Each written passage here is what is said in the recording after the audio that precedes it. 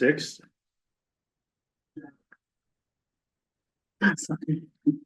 And we're going to change the order here a little bit so Dana can get back to her classroom. So we are going to go to the math presentation first. Yeah, thank you. And I will kind of take the lead on it a little bit. Dana and I had talked a little bit, well, we talked a lot about this, but just a little bit about our presentation this morning. And I will take the lead and she will dive in on any mathematical questions that she will be better at answering than I am. Just wanted to give you a bit of an update about our current work that's being done in the high school math department. I'm gonna just project the why, when, how, so folks can see that. As you know, the math department underwent a review of curriculum Join the meeting. Has adopted open up curriculum. Through that process, they did an analysis of the Wisconsin standards for mathematics. And in particular, we're taking a look at the third credit option at the high school for math. So a typical sequence of courses a student might take would be algebra, geometry, and then advanced algebra. In our district, we refer to that as advanced algebra. Some districts refer to that as algebra 2. And what they're finding is that curriculum adoption, as we knew, was going to be addressing some more rigorous instruction. And what they were finding, and what actually a lot of people across the country are finding, is there's some overlap in the standards between advanced algebra and pre-calculus. Sometimes students go algebra, geometry, advanced algebra, pre-calculus in their 4 years in high school. And so when they were examining that, they were also thinking about other options that they have currently for a third credit in math. And right now we also offer something called elementary algebra as a third credit. And they were noticing that that credit is not as rigorous and is not able to support students in success for career and college standards. And so they kind of set forth to determine what do we want to offer for our students for this third credit of math. They felt really, really strongly that they were maintaining a really high level of rigor for the third credit. They wanted to make sure that they were supporting students' career and college endeavors. They want to talk about covering all of the standards without overlap between those classes. They don't want to have overlap between that advanced algebra and the pre-calculus. They also feel like it's important for students to have choice and to specialize in an area that they may be most interested in. So right now what they are doing is they are working through a process to update what that third credit in math might look like. Again, this is just a for your information type presentation so that we can answer any questions and concerns and so that we can be sure to address those moving forward before we would bring up formal proposal here to the board. Right now, their draft is looking at that third credit of math and dividing it essentially into 2 semesters or 2 trimesters, if you will. All students would take advanced algebra 1, so that same first semester. And then for the second semester, they'd have the option to sort of specialize between what we're calling advanced algebra DS, data science, or advanced algebra FA, which would be functions and analytics. And that data science is a piece that is probably something you've heard about in the news. It's a sort of up and coming piece in a lot of careers throughout the country. The data science is generally preparing students for AP statistics, whereas the functions and analytics would prepare kids for AP pre-calc and or AP calculus along the way. And so what they're working on right now is just figuring out which standards would go in each semester and how those would build towards future rigorous courses at the high school level. The third thing that they would like to do is eliminate that option in the third credit of elementary algebra. We used to offer that in the past as a dual credit class with Madison College. Madison College is no longer allowing anyone to offer that as a dual credit class. And so at this point, we don't want that as an option. We feel like making students or having students in the advanced algebra course will make them better prepared for either career or their college endeavors. Dana, how am I doing so far? Okay, good.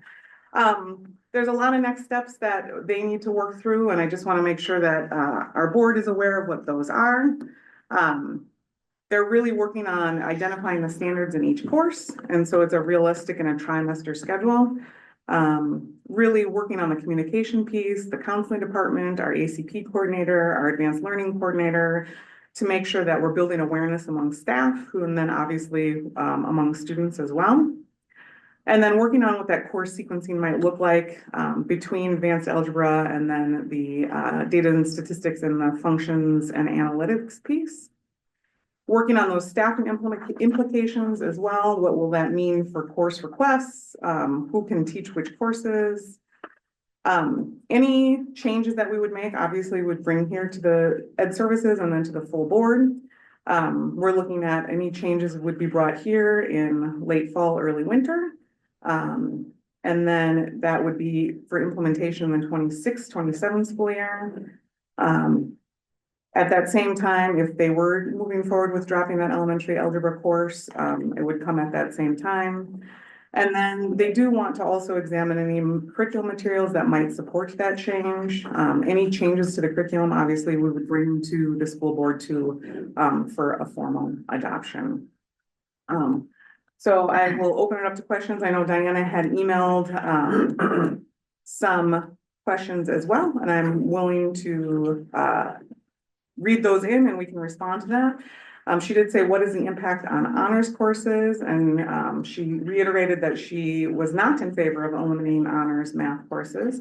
We have discussed that a little bit, and I think the idea would be that we would maybe continue to offer an honors course that would be a sequence that would be advanced algebra honors, and it would include essentially the standards that would be addressed in all three of those courses, but in 2 semesters, so that the pace would be more rigorous and it would cover more content in that at a higher level.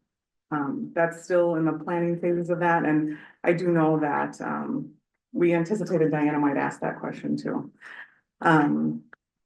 She did say, how does advanced algebra 1 differ from advanced algebra with the data science and the functions and analytics? And I think that that's a real crosswalk in the standards to be able to differentiate between those 2 separate courses, and we can bring more information about that too. And then she said, if advanced algebra 1 covers data statistics and functions and analytics, why move into 2? Is this a better track for honors and let honors remain as it is? And I think I would ask her for some additional clarification with that question, because I'm not sure if I fully understand what she means there. Dana, is there anything you would like to add to that? I'm a little unclear on that. Also, advanced. Yeah, could you read it again? Yeah, it says if advanced algebra 1 currently covers data and statistics and functions and analytics, why move it into 2? Is this a better track for regular and let honors remain as is? And I think that's kind of what we were saying, is that we would allow honors to try to cover essentially what would be in those 3 courses in a 2 trimester sequence. Yeah. Okay. Jenny, can you hear me, Jenny? You are here, Diana. Yes. Yeah, as I'm in travel, my travel, excuse me, to my dad's, the internet is very spotty, so I may cut out, I may lose you. That's why I wanted to get all of that to you ahead of time.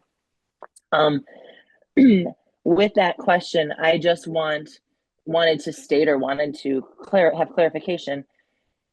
You're dividing a course into 2 pieces, and with that, making sure that there's nothing lost, to make sure that that all kids have what they need moving forward. If they have to choose, if there's a fork in the road and they have to choose between A and B, right? What standards are they losing to make sure that they're still successful for those next stages. What I'm understanding, and I could be wrong, you know, as we just took a quick look at it, I'm understanding that you're taking a current course and kind of splitting it in half. So unless a kid chooses the honors course, and I think you've stated pretty clearly that if you're in that honors track, that those standards would be upheld, they would get all of those. My question then is for that, and let's say the honors track is the top, what, maybe the 20%, you know, what about the next tier down of kids? And I don't like using up and down because I'm not minimalizing them at all, but you understand what I'm saying is you've got this group of kids that may not know yet what they want to do, and they may not be in that honors track, but you were asking them to choose that fork in the road, A and B in classes. Are they going to be missing out on essential standards that are needed in that career path, whatever they choose? Because basically you're taking that third year course and you're having them choose part A or part B. Does that make sense? I don't know if I clarified it or made it more confusing. I understand it better. Yeah, we are offering them choice. The way the Wisconsin math standards are set up is that, we have first 2 year standards, which all students must have. And those standards are embedded in our algebra and geometry course, and we've been going through a standards deep dive to make sure that all of the first 2 year standards are being met and addressed. And then the rest of the standards are kind of optional. They must be embedded within at least one of our courses, but the students do not need all of those standards. So we need to offer them all, but they don't need to take them all. And really the only way they would see all of them is to take all of our math courses, which is not possible for most students, just No. schedule-wise. What you just said is what you just said is very clarifying, at least for me, you know, that, okay, what you offered, the required standards, are hit. Yes. Is it the other ones are optional, or the other ones are more extension? Because extension and optional are different. I know with middle school standards, elementary school standards, you have the essentials and then you have your extension ones. Extension doesn't necessarily mean optional. So can you provide a little clarification there, please?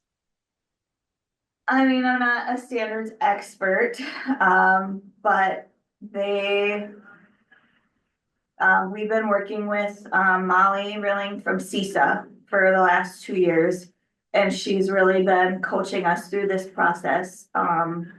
And I don't know if the state would use the word optional, but yes, they are optional. They are not extensions. They need to be offered, but not all students will take all third year standards. Got it. Thank you. Yeah, I would say, Diana, though, the one thing I can add to that is those year 1 and 2 standards are standards that most every student would need for basic graduation standards. The standards after that are standards that put you on whatever life, career, military path that you're choosing.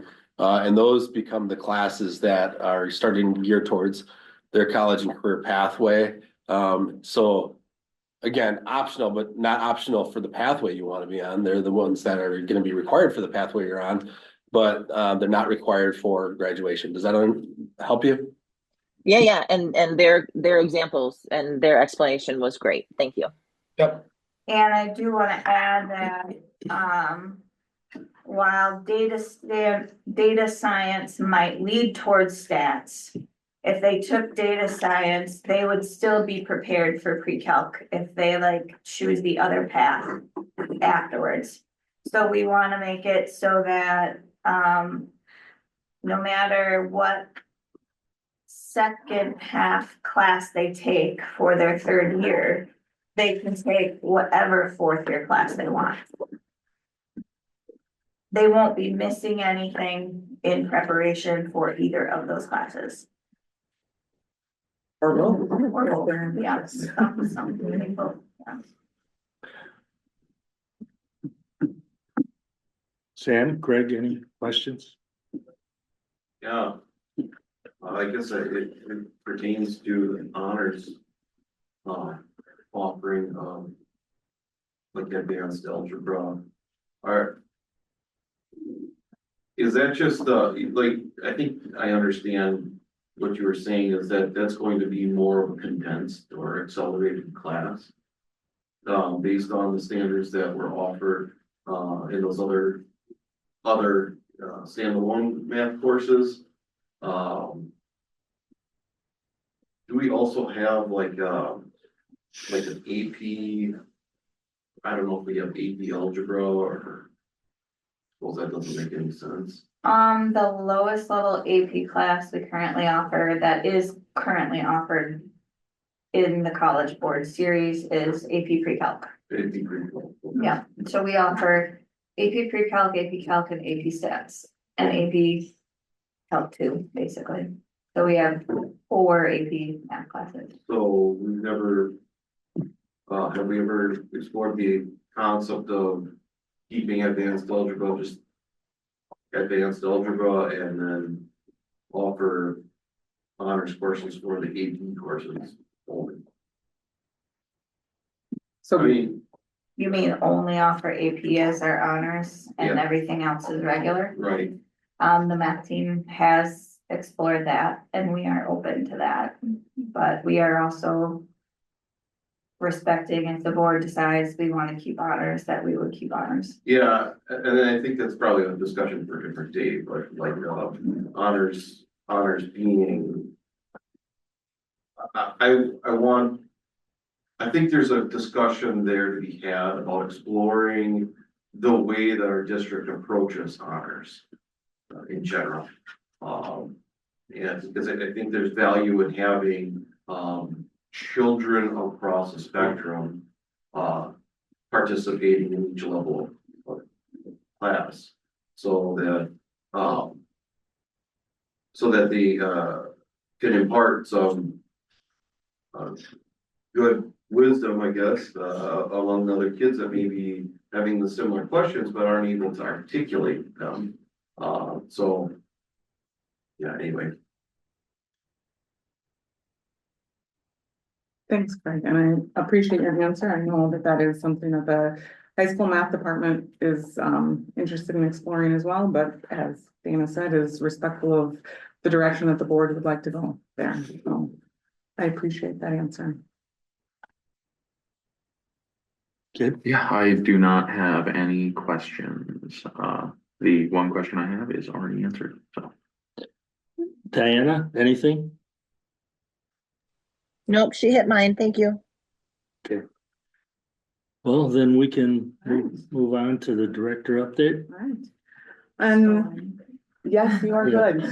Thank you, Dana. Very much appreciate your time. Good. All right, the director update, we have 2 topics outlined on the director update, and we'll start with the first topic. I did add to the update elementary literacy review update.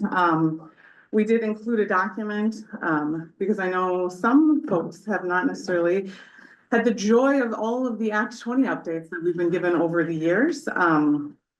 And so just a brief overview of some of the Act 20 requirements and how the district has addressed those.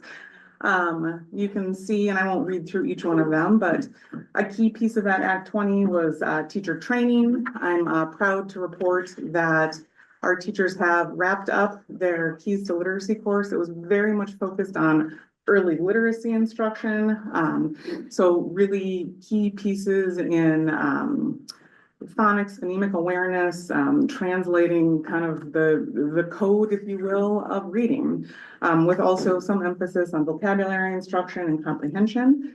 This was quite an ambitious endeavor, if I will be honest with you. And I remember about 18 months ago, sitting with the coaches going, are we gonna get this done? And I'm very proud to report that we have not only finished up the online portions of that training for our elementary teachers, but that our coaches have done their facilitated sessions as well. I think it was very, very well received, and has helped our teachers continue to make a shift in their literacy or instruction in the classroom. A shift that we began with the science of reading, many years ago here in the district, but that was definitely supported. Our administrators who are principals, and also Desha, who serves as our district reading specialist, also needed to take a administrator course. That was also required by Act 20. And those need to be complete by July 1 of this year, and we will meet that deadline as well. You'll hear a little bit more this afternoon about, or this afternoon, hopefully we're not gonna be here this afternoon. We might need to order some more pizza if that's the case. Later this morning about our early literacy assessment update and our personal reading plans. As you know, we were working on personal reading plans for any student who scored below the 25th percentile in certain areas on that Ames Web Plus literacy screening, and we'll have an update for you about that. Another key piece of that legislation was the prohibited use of the 3 queuing instruction. We did remove any reference to and have been emphasizing with our teachers that in the fall of 2024 to be in alignment with that. That being said, when we did an analysis of our data, we did want to start looking at additional resources as it related to our elementary literacy curriculum, and did a review of many different sets of materials that were recommended by the state legislature committee as well as DPI, and did recommend HMH into reading as the core curriculum. If you remember that HMH into reading was one of them on the state approved list, and there is some opportunity, I won't give any odds on it, of receiving some additional funds back from the state for the purchase of those materials. But some of that is caught in some different political wrangling at the state level that I have absolutely no control over. And so that's just kind of a brief review. There are other pieces as well, as we've talked through the retention policy and some of that summer intervention piece at the policy committee too. But I did want to just start there with a bit of a brief overview. I do know that I have heard there have been some concerns expressed about the adoption and the adoption process. And I just wanted to bring this to the Ed Services Committee to see if there was some additional information that I could bring or our team could bring to better answer some of those questions and or concerns before continuing to move forward with that process and that adoption. And so I guess now is my chance to sort of open the floor and address any of those questions or concerns, or Dr. Burke, if you have anything that you would like to add. Just put you on the spot there, didn't I? No, you didn't put me on the spot at all. I just know that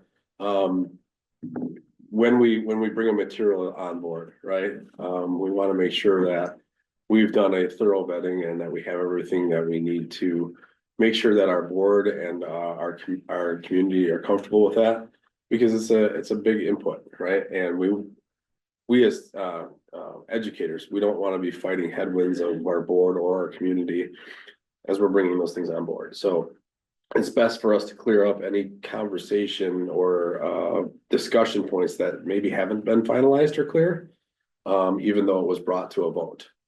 And so we can take a pause. We can say, hey, are those questions still lingering out there? Because rather have them answered than for us to move forward and have a split decision on a board that continues for the next decade as we implement the material, right? It's just not worth it. So having the conversation now where we can pause and have that and talk about where we need to be is probably better. Okay, Sam. Yeah, so and you know, this was brought up at the last board meeting that we had by myself. And the concern that I had about it when I was looking into HMH into reading, and it's certainly not particular to HMH's curriculum. But the concern that I had was that HMH, in a number of releases that they've made, have made it clear that they support implementing social activist causes in their curriculum. They talk about making sure that they use culturally responsive techniques in teaching, and other forms of pedagogy that, or the fact that HMH is baking those kinds of ideas into their curriculum. I suppose. I know that's a very broad question to start out with, but that's, I guess, opening up. Yeah, thank you, Sam, and I know you had expressed that previously.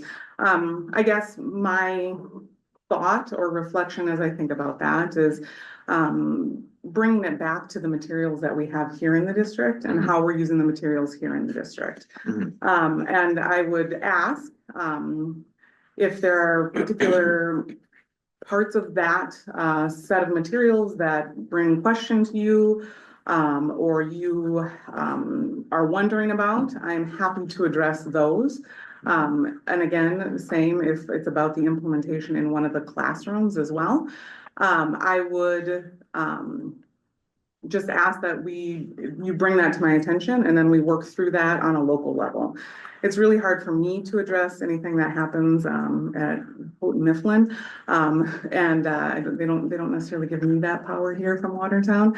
But I certainly can help address any concerns about like local implementation or the local materials that we are moving to adapt to.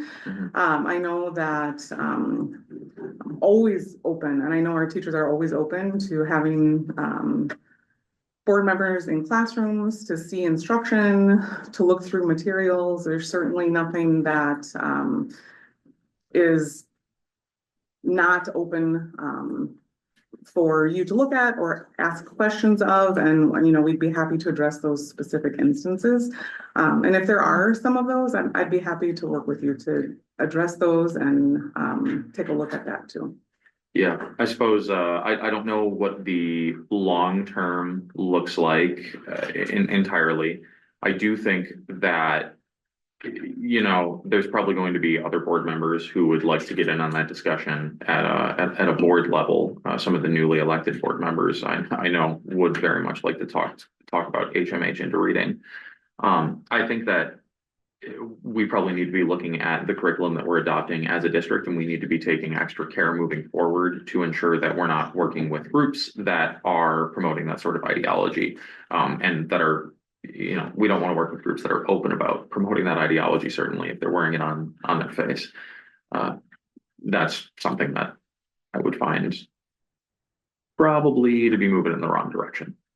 Are there specific pieces of the resource that you have concerns about at this point? Yeah, I've talked a few times about pedagogical techniques that are utilized oftentimes and that are recommended. And when HMH talks about, here, let me see if I can pull up the notes that I had previously from that last meeting. When they talk about implementing culturally responsive texts, when they talk about bringing these elements in, I don't know if maybe we'll find it right off the bat. Yeah, when they're talking about utilizing those elements, the difficulty is that oftentimes those elements on their face are not super explicit, but they are, like I said, kind of baked into the philosophy of the education, to create opportunities for discussion within the classroom. And that becomes a lot more complicated. Wish I could find it. I know I had it pulled up previously.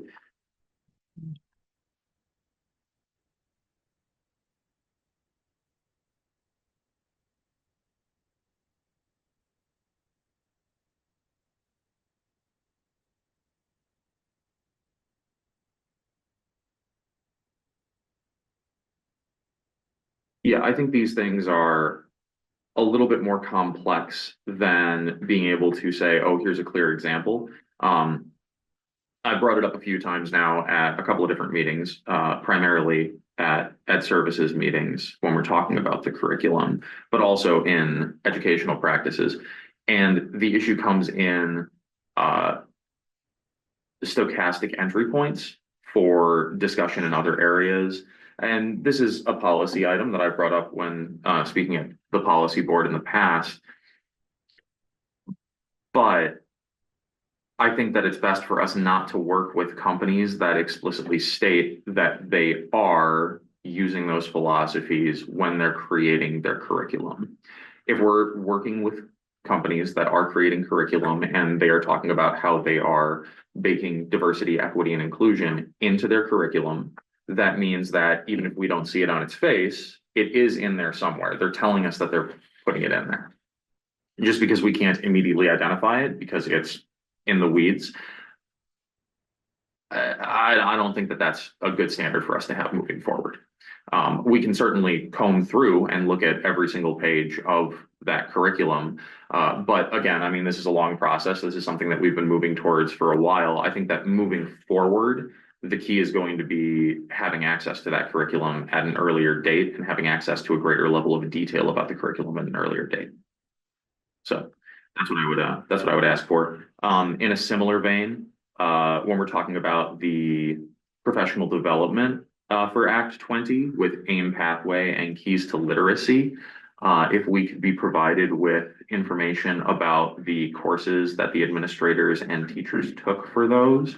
It says Pathway to Literacy Leadership course. I know that AIM pathway has a number of courses. Was that the only course that administration took? I think, yes, but we should stick to the one topic of the material selection. You just went in another direction on some of the Sure. you know. Yeah, no, what it comes down to at the end of the day is the opportunity for board members, especially new board members, to be able to look over that material in greater detail. Okay, and my response will be, and I understand that you say that it's difficult to find specific examples. On my end, it's difficult for me to respond to concerns that we can't find specific examples to. And I guess that's the challenge that we face. I think you had started your statement by saying it would be difficult to find materials that don't have this somewhere on their website. And so I guess for me, anytime that any one of our community members, family members have a concern about instruction or curriculum, bringing that to the classroom teacher, bringing that to the principal, bringing that to myself, is the best way for us to address those concerns in the moment and then to make those changes. And it's like I said, it's hard without specific examples to address that. I did see, Dan, that Diana had her hand up. It is down now, so I don't know if she's able to respond right now or not. Can you hear me? Yes. Okay.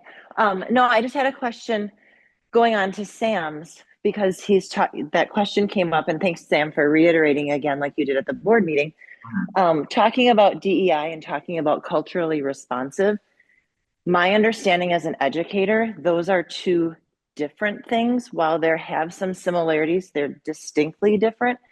I don't know if now is the time or if in the future, Jenny, is the time. If you could give a little bit of difference, because culturally responsive, that's something that educators through their evaluation program have been basically asked to do to make sure that we are not just hitting the white Caucasian, whatever, kind of like those old Dick and Jane books kinds of things, that we have more ethnicities within our classroom to be understanding of that.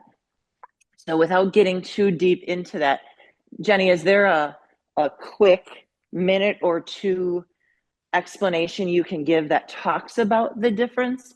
Because I don't want them to be used synonymously because they're not the same. Diana, will you repeat again, culturally responsiveness compared to DEI. Compared to DEI. I guess I appreciate that point. I mean, when we look at culturally responsiveness, we're looking at ensuring that the materials are something that would be engaging to our students, materials that would be talking about things that would be of interest, that would catch their attention, their imagination. And then I guess I would ask the board for a definition of the areas of concern with DEI. I feel like DEI is used quite broadly. And I want to make sure that I am addressing exactly what the concerns are of the board when it relates to DEI. Diversity, equity, and inclusion. When I think about inclusion, a huge piece of our special education law is based on inclusive practices. And so I think having a better definition of DEI and then how that relates to like concerns in the classroom would be helpful for us moving forward. Yeah, I certainly think that one of the big issues that we face is the ambiguity of language when it comes to terms like diversity, equity, and inclusion. Once again, the reason that I bring up the connection between cultural responsiveness and DEI is because in HMH's response to, quote, lessons in inequity and evaluation of cultural responsiveness in ELA curriculum, they state that they ensure cultural responsiveness.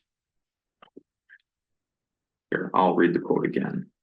HMH materials undergo a rigorous review process for ensuring cultural responsiveness, led by our Chief Equity and Inclusion Officer and our Office of Equity and Inclusion. So it's clear that HMH considers cultural responsiveness to be a subsection or a focus of their equity and inclusion office, right? Like I've talked about in the past, when we hear the phrase equity, and especially when we're using it in terms of cultural responsiveness, we're talking about racial or ethnic equity. We're talking about cultural equity. Equity is the practice of taking social capital and moving it from one group to another. They're trying to implement essentially cultural socialism. It's functionally the same thing. So my concern is that if we're working with a company that is filtering all of their material through their Office of Equity and Inclusion, I don't think that we are using something that is politically neutral. I think that we're using material in curriculum that is going to have this process going on throughout being fed throughout the entire curriculum. That's going to have these elements fed all throughout. The problem is when it's mixed in that thoroughly, oftentimes you can't pick it out because it's it's evenly distributed. So if I may, just as a point of understanding,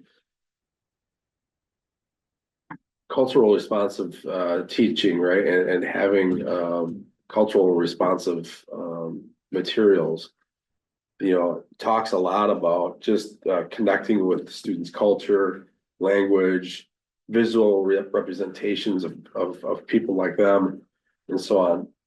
That's not what you're having a beef with.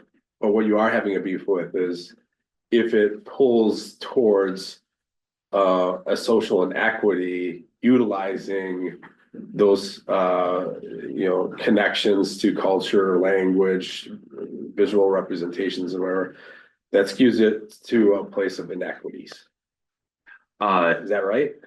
Well, it depends on what you mean by inequity. And this is where some of the problem comes in, because you've got exoteric and esoteric meanings of words like equity, inequity, inclusion, diversity. All of these things become very difficult to talk about because people are using different meanings while using the same words. Same as DEI, right? So yeah, whether it's DEI, whether it's a great deal of things. And that's why it's my proposal to anyone who works in these areas, anyone who promotes these things, these confusing, ambiguous, and suspicious areas, anyone who's filtering their entire curriculum through their Office of Equity and Inclusion, we should probably not work with companies that are doing that. We should probably look for companies that are staying away from that entirely. I don't think that's where the wind is blowing in America. I don't think that's where the wind is blowing in Watertown's school district.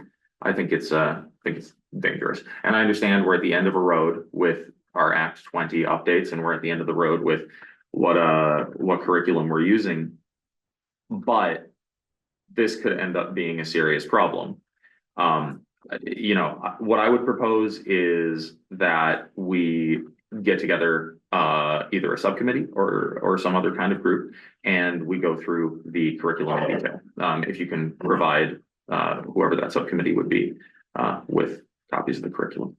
So what you're saying is, as we move forward with implementation, making sure we stay ahead of the implementation with a thorough review of each, Mhm. each That would grade be, level and the materials that are used, yeah, just so we're not confusing the difference between just talking about customs and languages and so on, and keeping that away from like some of the social. some of the more politicized Right, elements. is how I would put it, yeah. political, social. Yeah. Discussion points that could arise from. Yeah. Mhm. Okay. And, I mean, maybe as we're going through there, maybe we get a better handle on what we're dealing with, and then maybe we have further discussion. I think But that's where I exactly would what put Jenny was proposing when she said, if there are specifics, Mhm. and if there are specifics that we find. Yeah. Or whatever. I just think it would need to be a little bit more structured than like, oh, well, if a parent has, if a parent comes up with something and brings it to us, I think that if we can be a little bit more proactive about that, it's probably for the best. So, and I'm always looking for ways to, at the very least, not leave everything on your guys' plate. If, Exactly. like I said, if we can do a subcommittee, if me and another board member or two can start going through that, I think that would be a great start. Absolutely. Mhm. I know, it was asked and shared to have logins for all of the board members into the curriculum, and that was shared, I believe, after Ed Services in March. And so if you want to go back and take a look at that login, that should give you the opportunity to start, taking a look at that information. If there's additional resources you'd like to take a look at, that would be great. Dan, I know you got the opportunity to sit into a classroom and take a look at some materials too. I don't know if you have any impressions you'd like to share or thoughts from that. Well, the only criticism I had of the materials was that it seemed pretty rigorous for third grade. And if there were when I was teaching ninth grade, if the eighth grade teachers were following that, I'd be very happy to receive their students. So I don't know if every kid in the classroom can pick up all of that, but I've always believed we teach to the top and have everybody else rise up to that. So I liked what I saw. I appreciate that, and I know how much time our board members dedicate to many of the activities, but I appreciate the time that you took with that. And I think that is one area of across the district you're gonna find is sort of that idea of increased rigor. We heard it this morning from our math department at the high school, and I think that's something that we feel a high level of urgency about too. So I definitely appreciate that. Diana, anything? No, she's still on mute, so oh, nope, she unmuted. Can you hear me? Yes. Nope, I'm good. Jenny, I don't have my questions in front of me. Did I have No. any for that one? I don't think I did. Yeah, you had one, sorry. Will the items be here by early mid-June so teachers can have time to prep if desired over the summer and for summer PD as needed? I appreciate the question, Diana. At this point, because I was asked to pause, I'm uncertain as to when the materials would be arriving. I'm certainly eager to be in touch with them again to start moving forward with that. But I again want to make sure that we're addressing the concerns of the board before we do that. Great. Here's a brief synopsis of the concerns that I have with this whole process. One, and other board members observed this and I mentioned this to them also, that when asked at the board meeting about data, there was not any comparative data that was presented. I think that's pretty much an essential when it comes to a curriculum selection process, and that's a concern of mine. It was very unclear as to whether or not, it was very unclear what criteria the committee or the group was utilizing as a rubric by which to select a particular curriculum. It indicated that, perhaps maybe we were following the Act 20 requirements, but that's only one part of the criteria. The rest of the criteria would be, how it's being effective in our buildings. And that I feel was, drastically, underplayed or even missed altogether. The time frame I was uncomfortable with. I felt very rushed. I felt like there was, a lot that got missed in that discussion. As far as Sam's concerns, as far as Dan's concerns when it comes to, that process.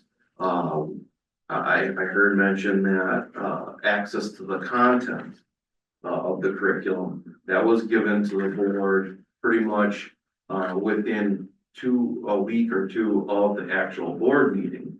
That doesn't seem to me like an adequate time for a board to, review and also raise any particular questions they may have when it comes to the curriculum.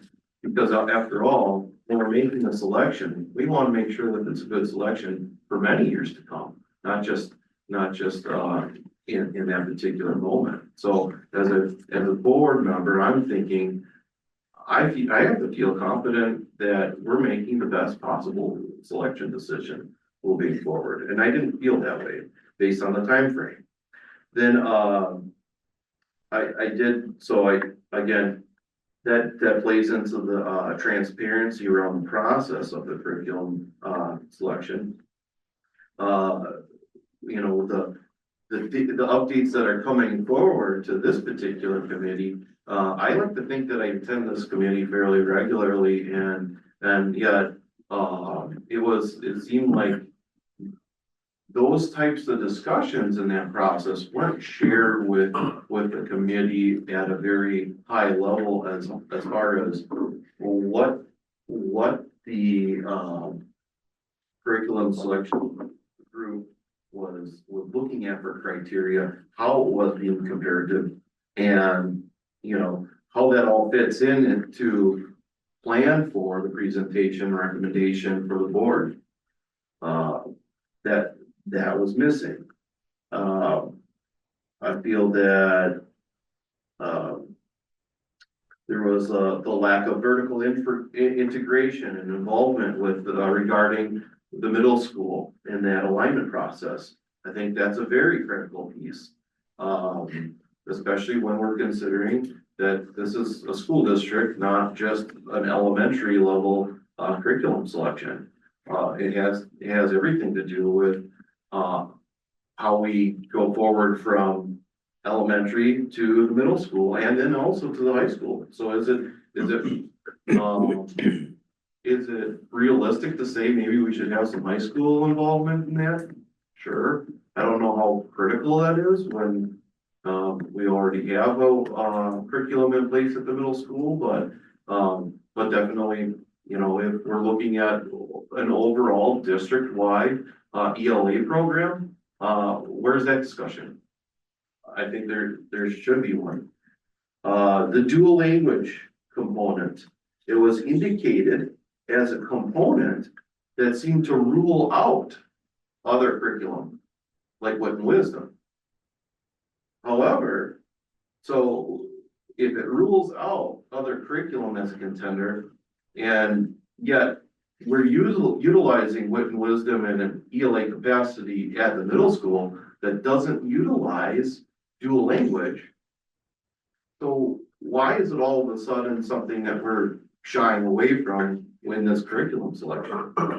That would be another question. That didn't seem to have a very strong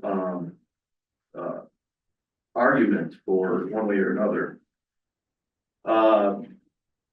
There was no strong argument when it came as to why the Wit and Wisdom didn't qualify for the Act 20 reimbursement that we were talking about. It just seemed like, okay, we made a decision in a direction. And then we didn't really provide a lot of other reasons why, other curriculum shouldn't be, included or compared to, in our study. So that just seems like, okay, we like this, we're gonna go after this, and you need to make this decision because we said so. That's what it feels like from a board member standpoint. And that's how I feel like that's very uncomfortable. So I think that there's enough questions for me as a board member to say, hey, why don't we have this discussion at the full board level? Because I do think we have new board representatives that may share some concerns in that respect. But also, perhaps maybe there needs to be further study, curriculum, study of other options, and to see if we can provide some of these, answer to some of these concerns. Because I think that those are critical for me to make sure that we're making a confident decision moving forward. When the board looks forward at this information, from a longitudinal data standpoint, the last thing I want to be doing as board member is questioning, this decision right now. I'd rather say, hey, we did a darn good job of making sure that we did everything we possibly can, make the best possible selection. I don't want to be questioning that information moving forward.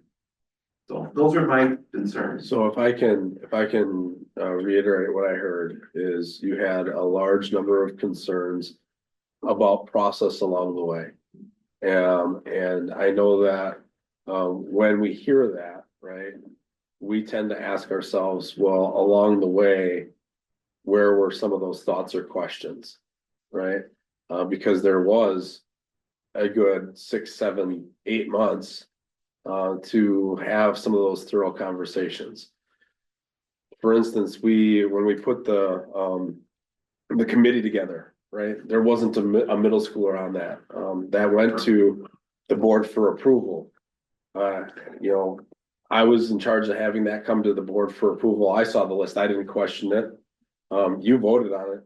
At that time, didn't question it. But along the way, when those concerns popped up in either head, right, they weren't discussed until the moment of decision. So there is some discussions within our processes together that we all own, right? That I'm a little concerned about. Should we move to any other curriculum decisions that we move forward on?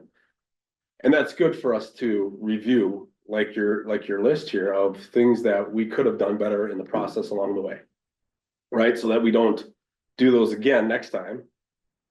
My question is like, how many of those do you feel like we need to rectify and or work on to move forward with the decision that was made by the board to adopt? You know, because I agree with you, Craig. There's other things along the way that we could have vocalized better as committee members, board members, administrators, that led us to this uneasy feeling. But I'm not worried about what happened in the past, only to learn from it and not repeat. But I am interested in what do you need, or what do you feel like you need, or other board members might need moving forward, and maybe that's a discussion at the full board level. But I'm keenly interested in where you are with this, because if you are not at the let's move forward point, if you're at the all stop point, or extending an evaluation of material or whatever else, I want to hear what it is you're looking as an outcome for. All of the above is what I feel is important to have answers to. What is all of the above? Everything you listed? Everything I just mentioned. So, and as well as, I'm at the all stop until. So are you looking at restarting the process anew? Or So, I mean, personally, personally, my concerns would be along the lines of, questions I have. You know, if it just so happens that HMH, after this process shakes out, that is the best selection. I definitely would like to hear that from everybody at the table that should be involved in that process, including middle school. I feel that, there's just too much here that we need to. Can we go through your questions one at a time, and there may be some answers that weren't asked, or either along the way through Ed Services or a finale, when the board made the decision, because I do believe that that decision, right, the discussion around that decision was a little truncated, right? We didn't have as much of a full discussion that night, and we went right to a vote. And so maybe, through the process of answering some of these questions, if there are answers to them, right, you may have some of the answers you need, and we don't have as extensive of a process that you think we may have ahead of us. So, can you start with question number 1 that you have? Why was there a lack of comparative data? Okay, so. I'm happy, I kind yep. of took notes as he spoke, and Craig, I'm happy to address those concerns. Okay, but let's do them one at a time. Let's Yeah, one question okay. at a time, right? Do you mind? I took good notes, and I will do my very best to represent what you were saying. I have about 6 points, and I'm happy to kind of go through point by point. And if you have questions, please ask, Craig. There is nothing here that we are trying to move forward hastily with. There's nothing here that we are trying to do in a way that does anything but support the kids and the teachers in our district. And I want to be like super clear about that. And I want to make sure that you get the answers to the questions that you have, because I think we have some answers to that. I don't know that I have every single answer. I don't know that any process will give me every single answer, really, truly, honestly. But I appreciate your concerns, and I certainly want to address them, okay? So Jenny. Yes. When you said you have 6 points, you have 6 points on the data piece? No. Okay, so what I'm saying is. Do we need to order pizza? No, what I'm saying though is that we should go through each question on its own merit, right? And just, Yep. just as try to keep us orderly, because otherwise, Absolutely.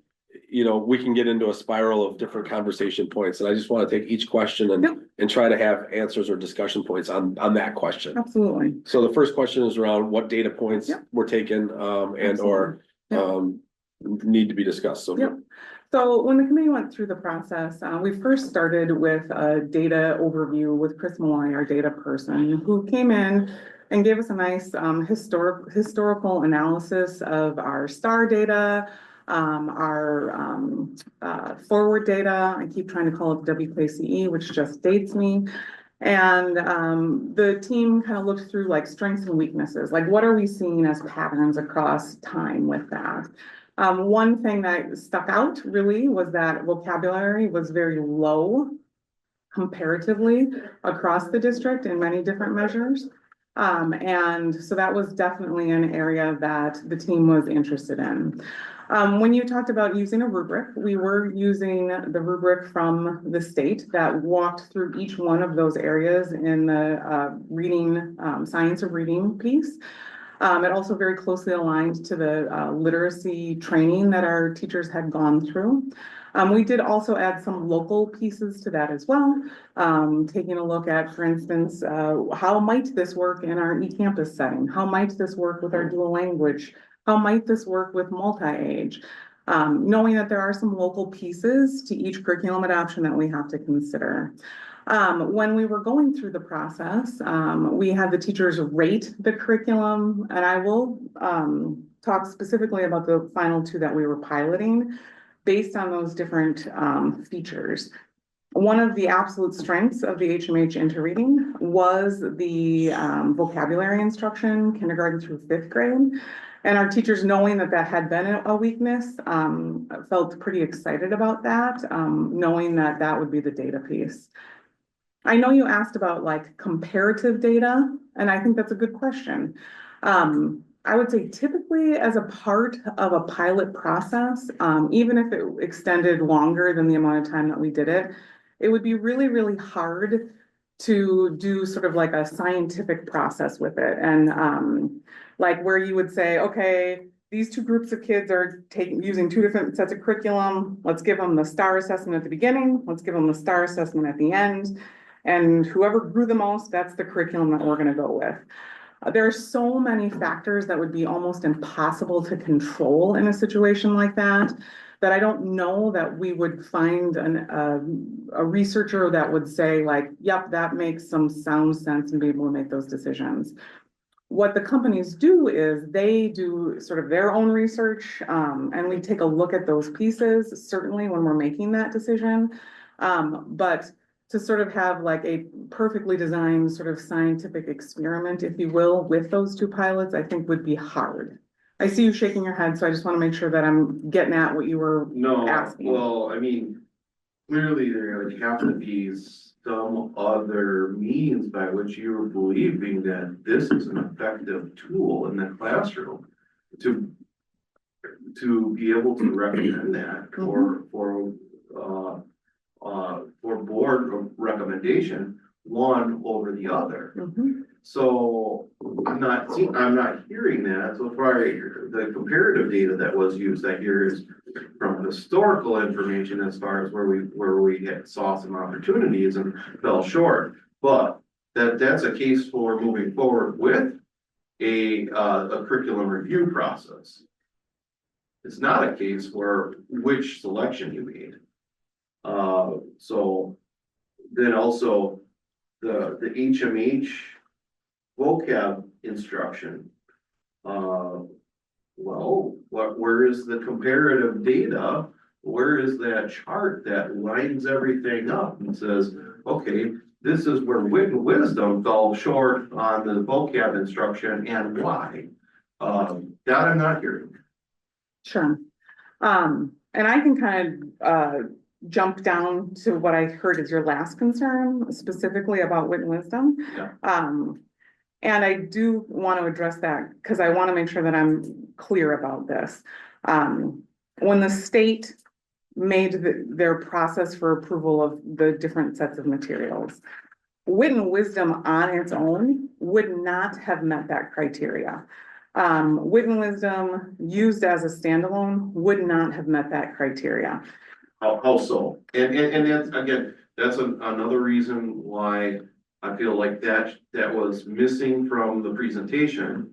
And that should have been something that I felt should have been presented to the board as to why wit and wisdom fell short in that particular area. I didn't feel that I received that information in an adequate form. So. Yeah, no, I understand and I appreciate that.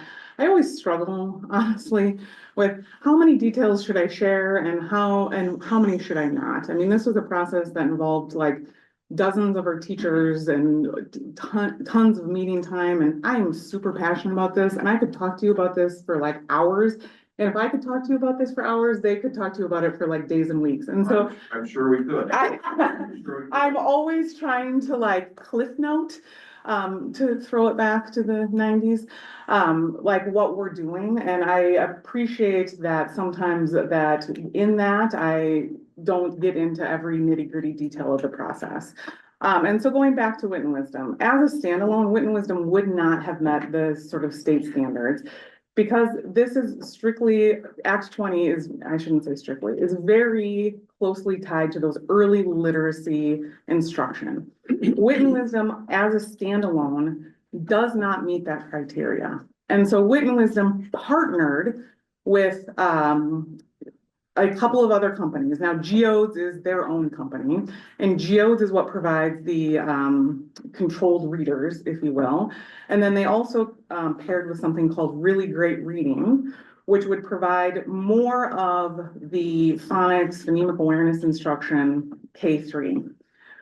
One thing that we heard loud and clear from our teachers is that the current materials that we are using is something that we have worked very hard to sort of pull many resources together to create a core curriculum.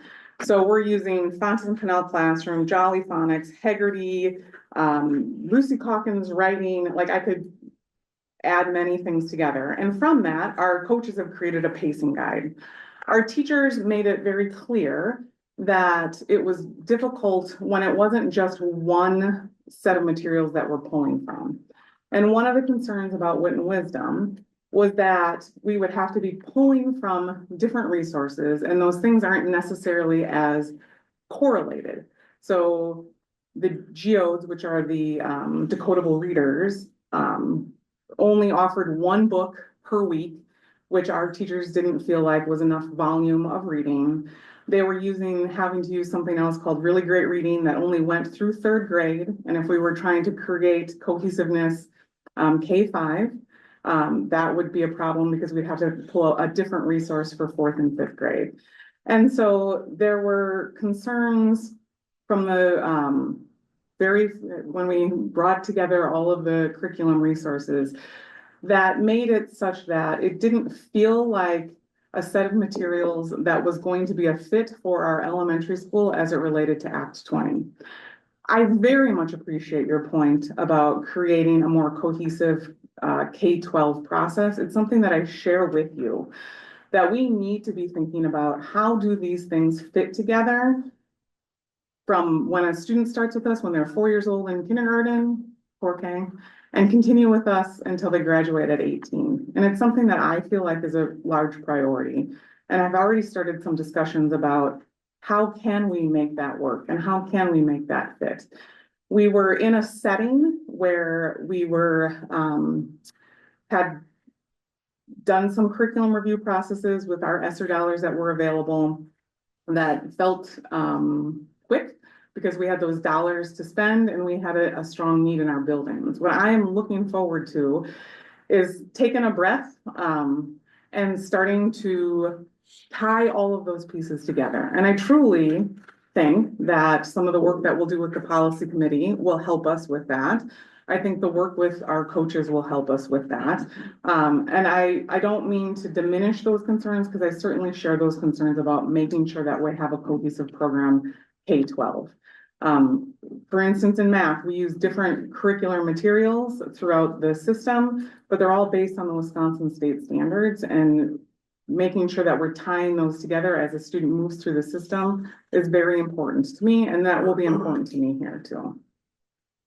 So, I heard a lot, about the different materials that you have tried to pull together, when it comes to, trying to find the resources here and there to fill in any particular voids.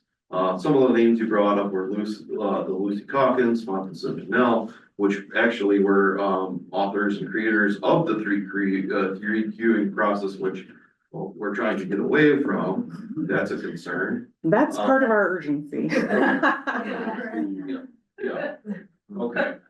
And I understand that aspect, that it's something that I feel like no matter what we do, there's going to be an improvement. However, are we making the best decision for the entire process? When you say standards, who sets those standards? DPI, right? So when we're taking a look back at, okay, what is the best decision for our district? That might be different, because if the state standards, I mean, what is required of Act 20 versus DPI? Because, you know, if you're pre-Act 20, DPI was telling us to go forward with the free queuing process. So DPI doesn't have all the answers either. So what's going to be on the forward exam? Why do we need to move forward with what DPI tells us to? And why wouldn't we also look at more information about how it's helping our students later on? And that vertical alignment is a pretty critical piece to me, you know? So Craig, if I can, just want to make sure that we have all the facts, right. Okay. DPI, was working hand in hand with the legislature to bring Act 20 forward. Okay, Okay, so, they saw also the need to make a change in, reading curriculum and how we approach reading for students. Okay, and I think as a nation, we see that movement happening. And I do think that there will be changes in state exams, not only here in Wisconsin, but, all over our nation as we approach reading in a different fashion. So, you're right that, that DPI and other states were in other places and that they do create those standards. Whether or not the standard has to change or how we approach the standard, still remains kind of the discussion point as we're entering into a new phase of teaching reading, through the science of reading approach, right? We're trying to make sure that we align to all of that. But I just want to make sure that you're clear that DPI has been on board with this change, and they see the need for that change. It's not, a difference between the legislatures here and the DPIs here. They're working together on this. sure, and then it still comes back to, it has been said that, other curriculum hasn't aligned with the state standards. Which standards and why? That's kind of part of the process that I feel the board should know. If we as a board have made a curriculum selection in wit and wisdom at the middle school level, and there was a mistake made, or perhaps not, why are we deviating from that? That should really be the crux of the presentation then. Like, why do we feel we need to do things in this particular fashion? Because that, again, was a very rigorous process. And I feel, without due diligence in that aspect, we're not giving it, the credit it deserves, or we made a mistake. So you're suggesting in the future that, when we start tiering out, ones that don't go to the next step in the process, having more of a conversation about how and why those were, set aside and didn't go into the piloting process, which was the next step. Because we had a material review process that reviewed all of them, right? And then some made it to a pilot process and some went on the shelf. What you're saying is, having had more communication to the board about what that is and what the determinants were is something you'd like to see in the future. And wish was part of this, but it wasn't, right?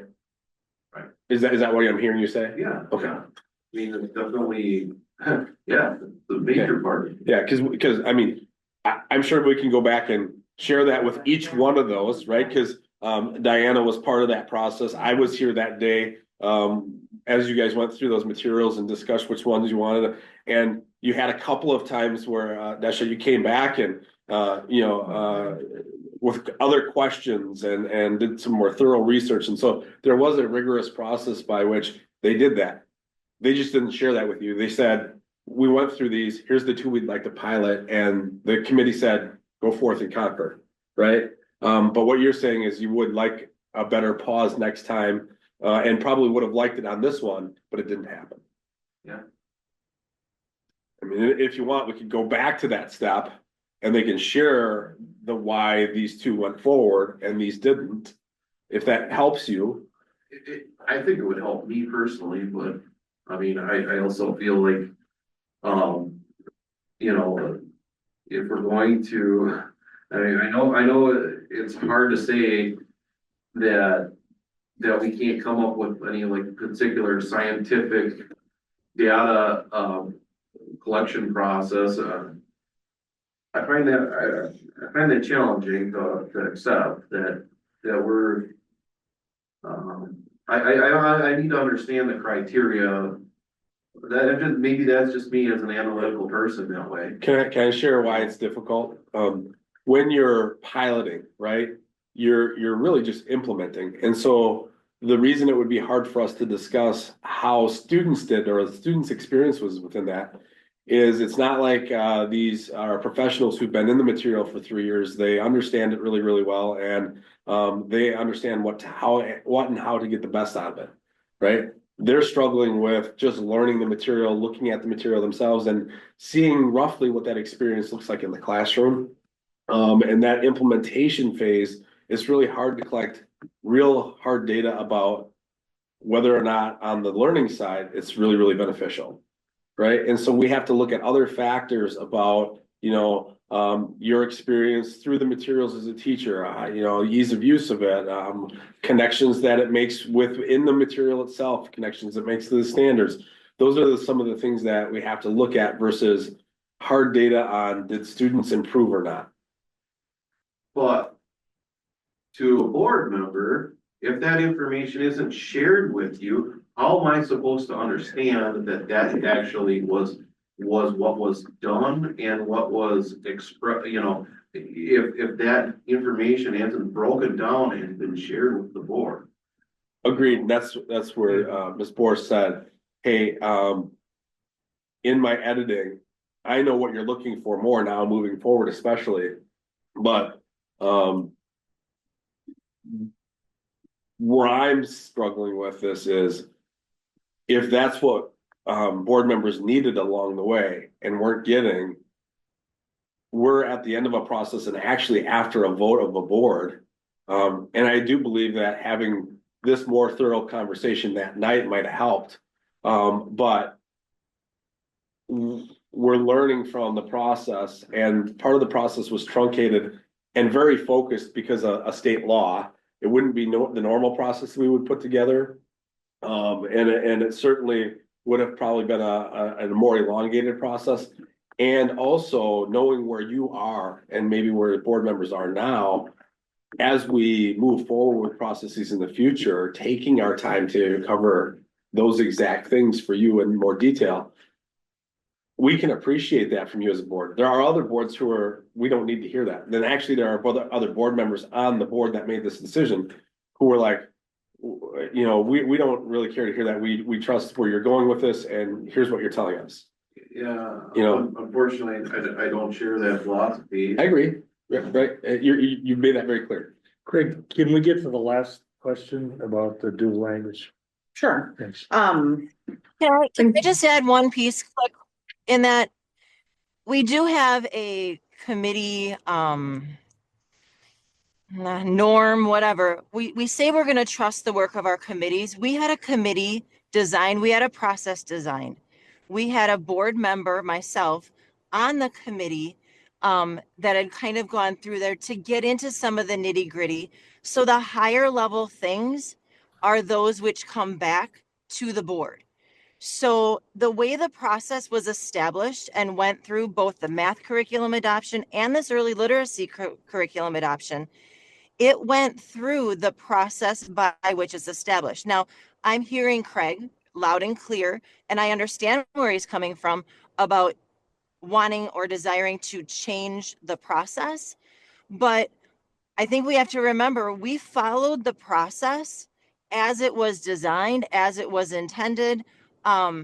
So to go back right now, I just hope we're not reopening all of this, because I look at how many hours the teachers have put into this, the committee work has put into this, the students. When you pilot something, you're moving a little bit away from your ordinary everyday kinds of things. There's a lot of things affected when we went through the process. I asked questions that were there. I asked any questions that came to me. There were no questions that came from board members.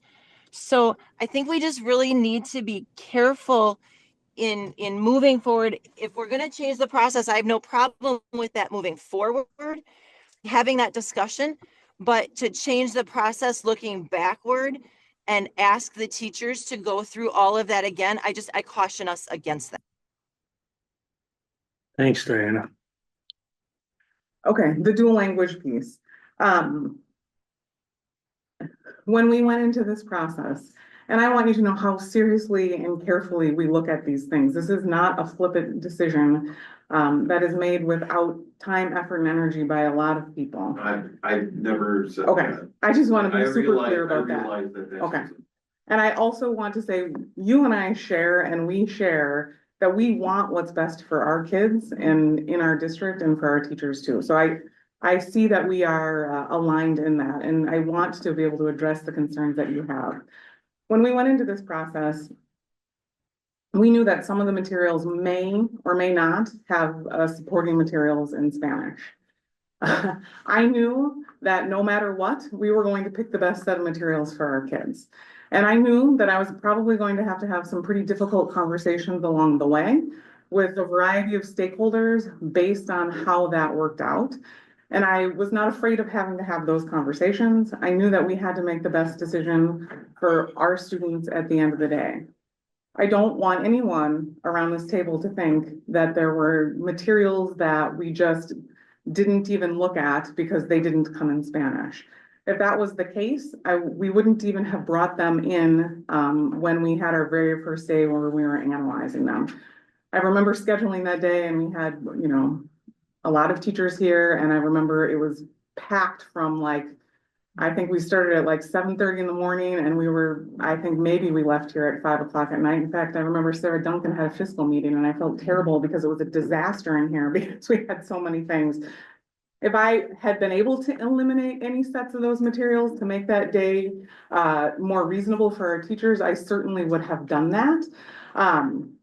But we wanted to give a fair shake to all the materials, whether or not those materials came in Spanish. And so I don't want anyone to think like, oh, immediately got crossed off the list because those materials didn't come into Spanish. That was certainly not the case. I knew that we had to pick the materials that were going to be the best materials for our kids.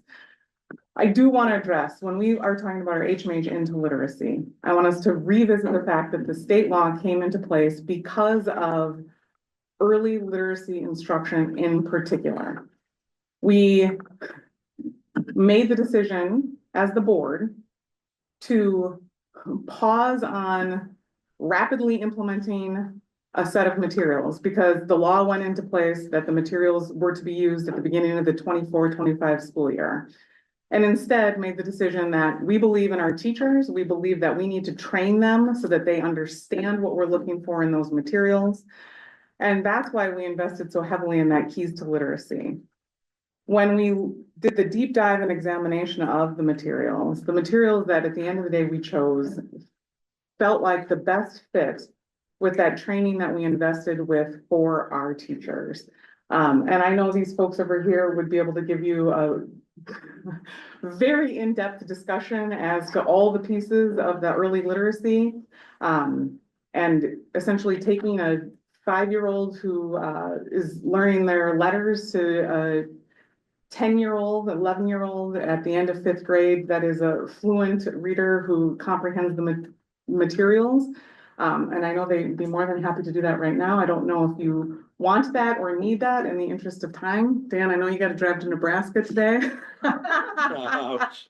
One of them can hop in the car with you for the next 8 hours and give you a deep dive if you're interested. Thank you. But I want to address that concern in particular about the Spanish set of materials. I don't want anyone to think that we would diminish the overall quality just because they came in Spanish. But again, this is where you get into, is where like, we're talking about the merits of this particular curriculum selection. We're not talking about any other, it goes down to the criteria of comparative. And I think that when we're making a selection, one over the other, again, as a board member, I need to understand more of the comparative analysis. Otherwise, it's just, hey, we think this is a great one, take a recommendation. Why? Yeah. Why, where did Wit Wisdom fall short in that respect? You know, Speak to that, Jenny. Yeah, can you speak to that at all? Or are we allowed to? I'm sorry. it's up to the chair. Well, no, you've been here for a while. Go ahead and ask. Yeah, man. So, yeah, we went through the DPI crosswalk tool with about 8 different curriculums in one, in a day, and then we took notes, and then we kind of pieced things out. And there was some curricula fell short just for reasons of didn't have enough phonics, or didn't use the most recent instruction sequence for phonics, or the module topics were not appropriate for kids. We had one curriculum that was really strong, but we never had an adult reading a book to a kid. All you were doing was showing slides, or you were holding a poster to kindergartners. And we felt like, no.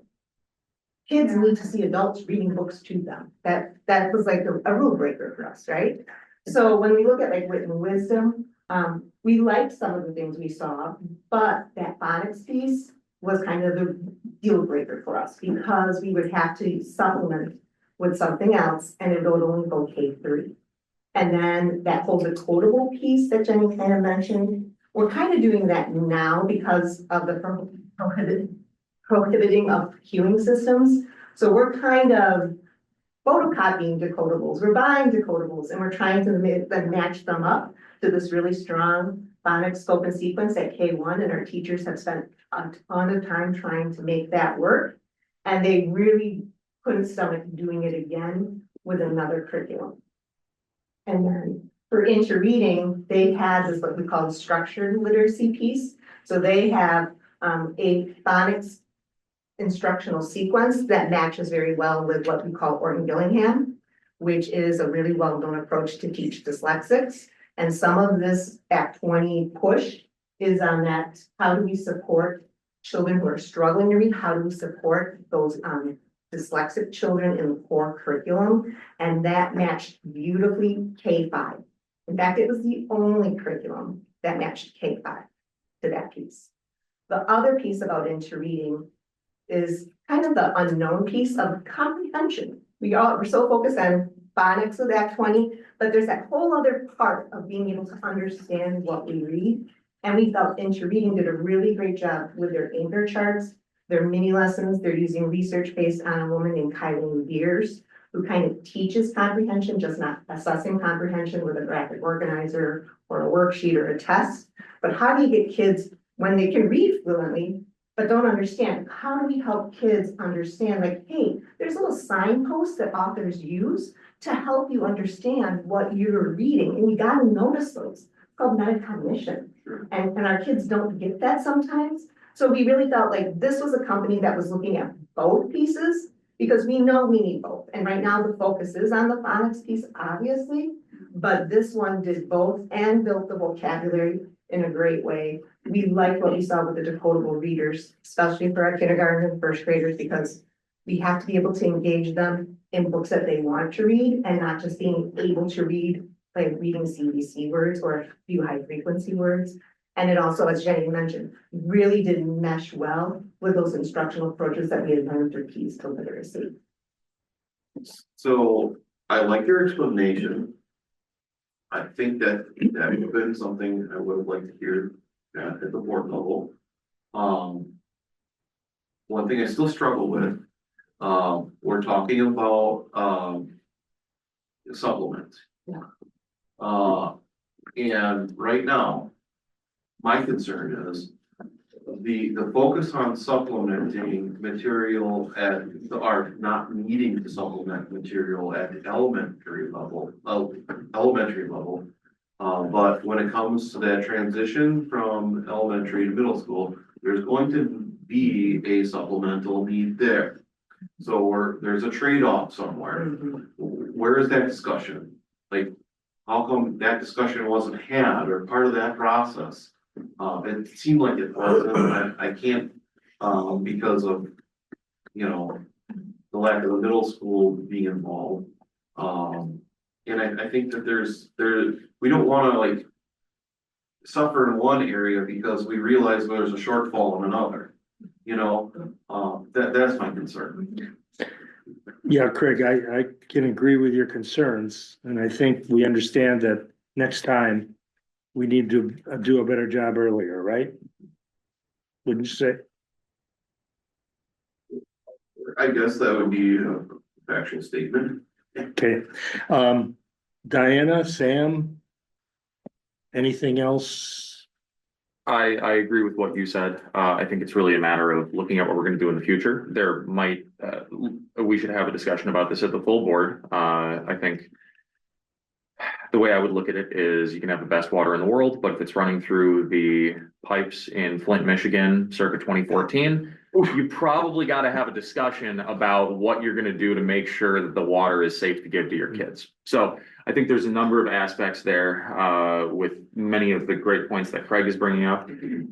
But I really do think that that's best served talked about as a full board. And because we're kind of coming into the discussion far down the line with a different board makeup and all those things, I don't know that it's best served with the limited number of people that we have here, board members that we have here at this time. Are you clear on what our action items would be, or? So what I am understanding, and please correct me if I'm wrong, is that we are talking about processes in the future and ensuring that processes in the future are transparent, and that we work through an opportunity to have K-12 input in those processes. I guess I am looking for direction as to moving forward in particular right now. I will be honest with you and tell you that we have a fairly small window where I have communicated to teachers about potential professional development dates. I am anxious about the idea of starting a process over potentially. I know our teachers were very invested in this process. And I very much appreciate your point, Craig, about trade-offs. I am never going to sit here and tell you there is absolutely one set of materials that is perfect. If there was one set of materials that was perfect, I would hope that I wrote them and that I was able to profit from them across the country. But the reality of the situation is there's going to be no set of materials that are absolutely perfect. I think built into our process, it's incredibly important that in the future, we're always looking at the data. I very much appreciate the contributions that Chris Malloy has been able to bring. I know we have been analyzing data as it relates to our math implementation, our ELA implementation at the middle school as well, so that we are further refining what we are doing. And I appreciate that. My concern about, at this point, pausing, like I said, I've communicated to teachers potential professional development date and times at even as soon as the end of May, potentially over the summer. And I need to be able to provide them clear direction. I also would have concern about, we talk a lot about collective teacher efficacy in school. Like if our teachers believe that they can do it, it's the biggest factor in having our kids be successful, and having teacher input into this process to me is very important. Having teacher voice heard is very important to me. And if we go back to the drawing board, it would be important for me to figure out how to ensure that our teachers' voices are heard in that process as we move forward. And so I'm worried about any delay sort of interrupting not only our professional development schedule, getting our materials in to start the school year on September 1st, as well as ensuring that we have our teacher buy-in as we move forward with that. So what I'm hearing is there are pieces about this process that members of the current board feel like they are struggling with, including time frame, transparency, the K-12 involvement, items with the curriculum company that are somewhat out of our control. And I don't know what I just did. Okay, I think I stopped the share. I was trying to admit someone. And just when we are outlining our processes moving forward, making sure that we are including those pieces in it. But moving forward with our current board approved adoption. Is that what I'm hearing from our committee?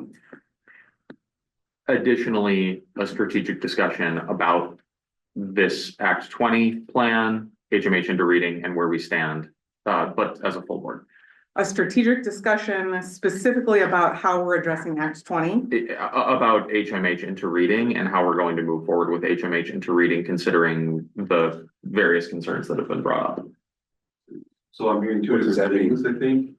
One discussion is about what we're gonna do in the future. The other discussion is what are we gonna do? What are we gonna do in the future as far as how we adopt curriculum and the process by which we do that? The other one is about, which we're already having a discussion about through policy. The other one is about what we're gonna do with HMH into reading as it stands right now, because we're obviously very, very, very far along in that process. So what does that mean to you? Does that mean like, how are we going to implement this with fidelity? Considering the questions we've had with it? Yeah, and what's the best way that we can implement it or adjust it as needed? Okay. And timing on that discussion, I just would be concerned about being able to pull together something that would be meeting the needs of the board by the May board meeting. Is it something that we could potentially discuss in June, or is this something that's more So urgent that we would need to? I guess what I'm hearing from the committee right now is, and tell me if I'm wrong, we're far enough down the track, and there were certainly some concerns brought up by the board. They want to plan for how are you going to address those concerns as we're moving forward with this curriculum. Yeah, I think I'm So- missing a piece here because we voted on this in March, I correct? agree, but there was an ask for a pause for the discussion that didn't happen. And I said, you know, hey, I'd like to have that discussion. So, I mean, we're actually in a better place after today's discussion because there are some concerns about, you know, how does this fit into the middle school? Yeah. We're going to have to be very cognizant of that and talk about what we need to make sure that that transition really happens, especially if it wasn't discussed during the process, right?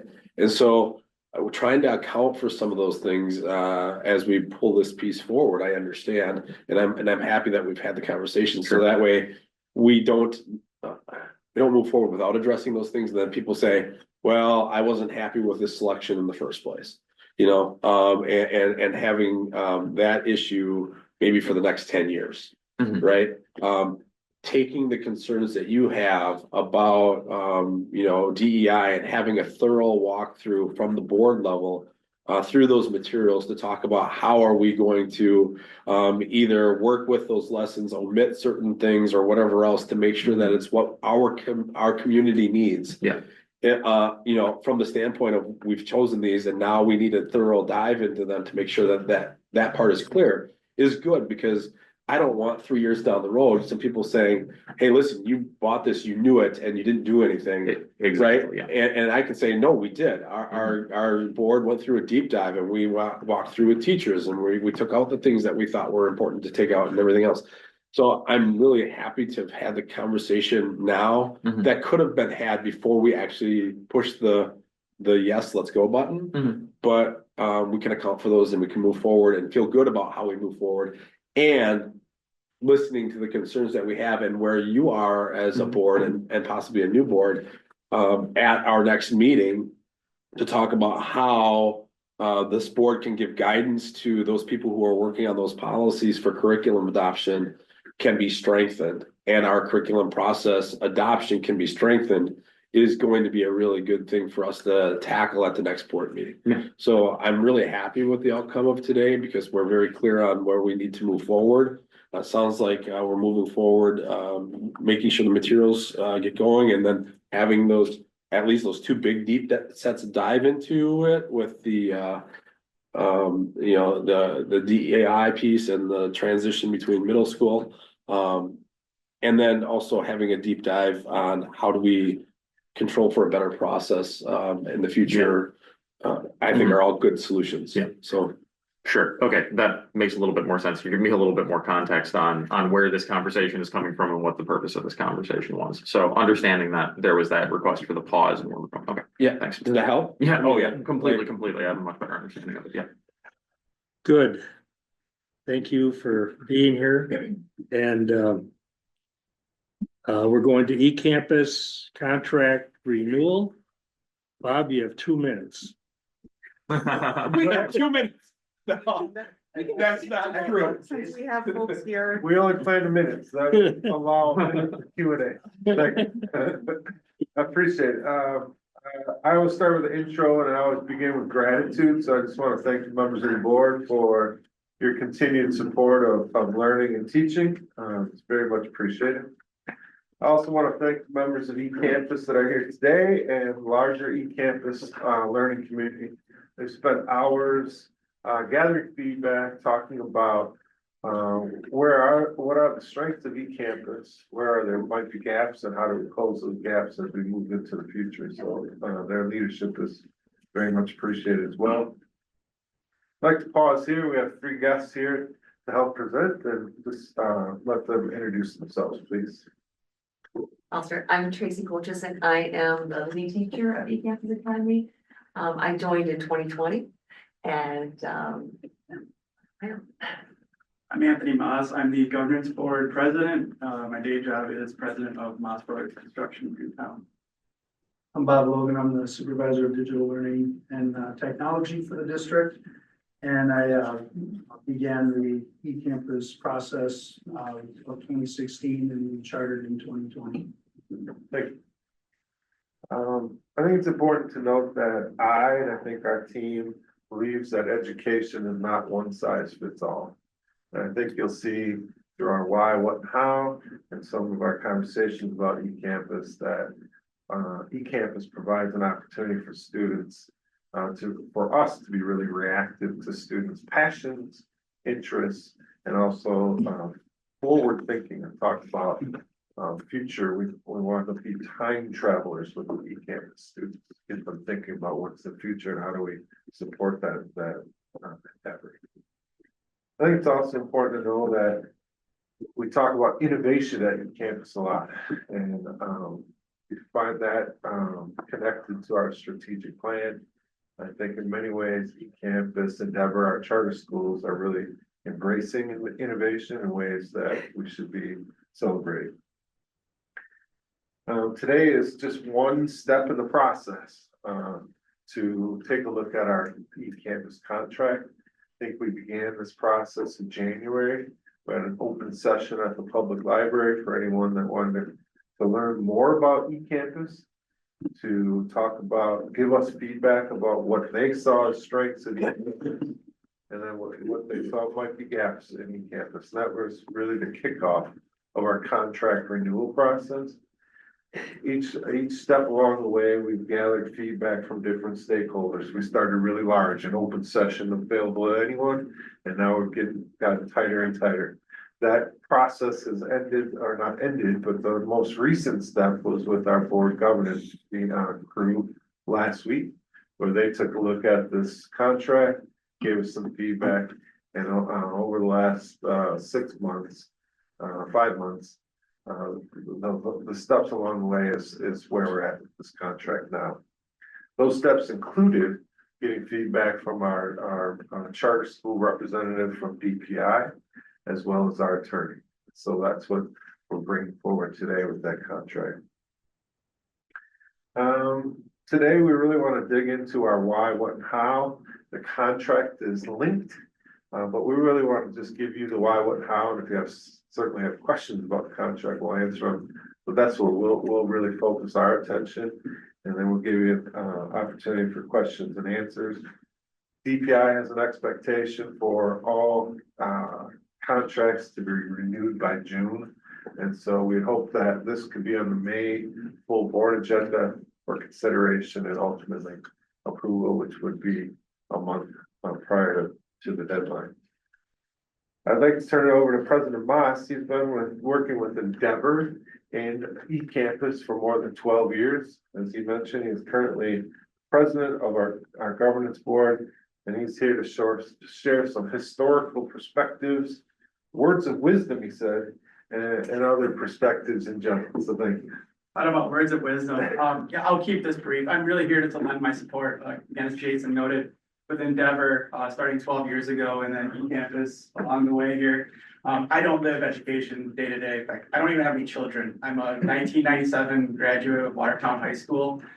So I guess I'm probably, no pun intended, old school.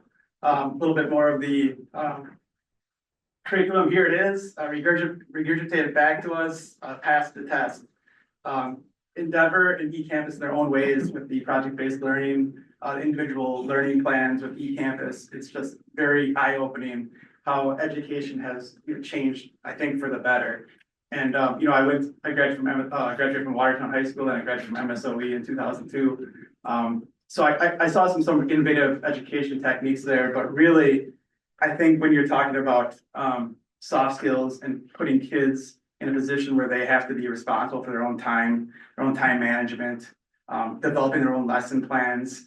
These are really the skills I think you take beyond school. I mean, I went through Watertown, I went through MSOE. What I could actually tell you about the curriculum of the specifics that I learned, I forgot much of it a long time ago. It's really kind of learning how to learn.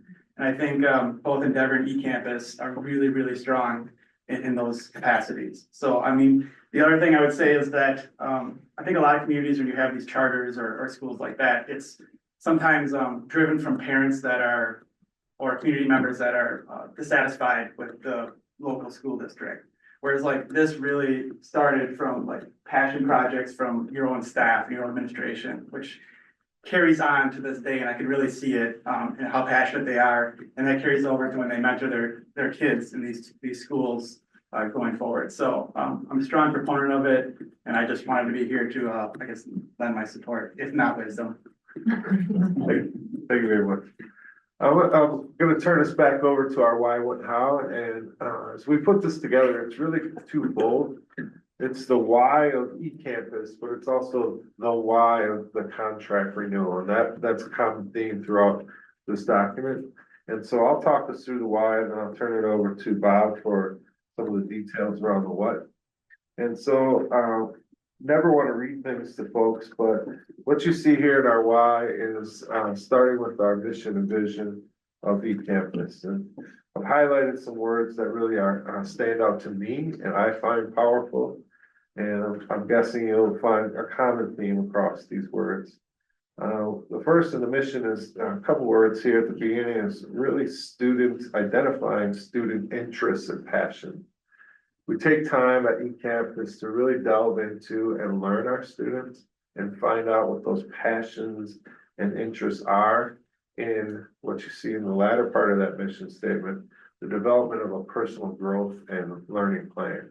It's based on what students want to learn, may have strengths in, also knowing that we have to hit some standards as well, but it's really tailored to the individual. Turning it over to the mission, or I'm sorry, the vision, some keywords that speak to me is really it's a partnership between parents, students, and community, and certainly our district. I think it's important to note that we are leveraging digital tools, right? eCampus is primarily a virtual school, but not exclusive to virtual, but we're leveraging the many digital tools available to our learners. And also circled here, relevant learning experience. Again, it's like playing into the interests and passions of our students, and then empowering those students to really thrive and be prepared for as President Moss mentioned, life after our school. I think the next paragraph is really a culmination of our mission and vision. It's just a reminder that eCampus has really allowed or afforded the opportunity to be flexible for our students, allowing our students to demonstrate mastery, future readiness in a way that really emphasizes student agency. We want our students to take ownership of their learning journey, and with our adults there to serve, support, guide, and ensure success. We do this in a way that's virtual, certainly.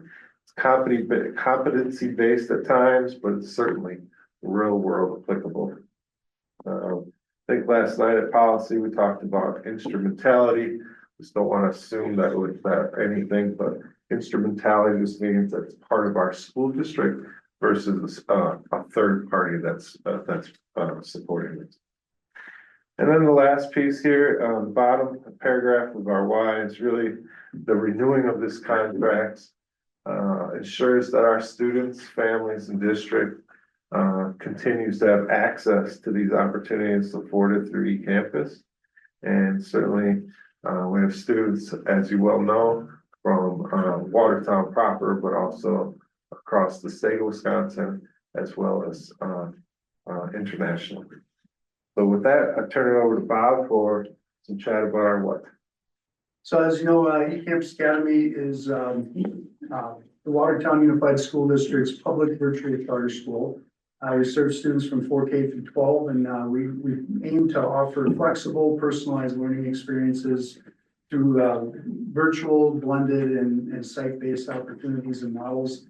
And we design that to meet students where they're at and help them to grow towards mastery and future readiness. We do this by building off of three foundations that we believe strongly in. Part of our charter is giving flexibility to do things in a little bit different way. The first one is customized learning plans. We try to meet every student where they're at.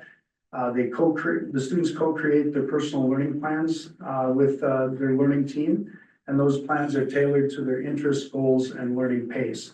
So there's no two students in eCampus that have exactly the same pathway to get towards their future. Second pillar is learning profiles or learner profiles. We work really hard to get to know each student as an individual. The instruction is guided by each student's unique academic, social, emotional, and personal strengths. And we like to say that there's no one size fits all in eCampus. The third pillar is competency-based progress. Jason touched on that. Here students advance by demonstrating their mastery, not simply by serving a seat time sentence.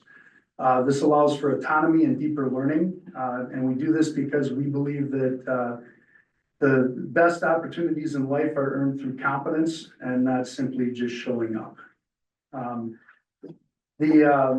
We believe that engagement is the #1 predictor of success in any venture, especially academics. So we facilitate learning through a myriad of opportunities and experiences that students can engage in, ranging from virtual classes to cross-curricular workshops and seminars, to project-based learning, career and college pathways supported by local technical colleges, UW-Whitewater, and industry partnerships that we have. And students are also able to participate in up to 2 WHS in-person classes. And what this means for WSD, we provide an opportunity to retain students who might otherwise open enroll into other virtual or traditional schools. As soon as a student seeks to open enroll out, we are contacted by central office to reach out to them. And we've managed to retain scores of students over the years who would otherwise have left the district. We have an opportunity to increase enrollment for the district through recruiting new students through open enrollment, specifically in homeschool and parochial settings, but also from students from around the state, as Jason mentioned. We can provide access for families whose needs are not fully met by traditional models due to health concerns,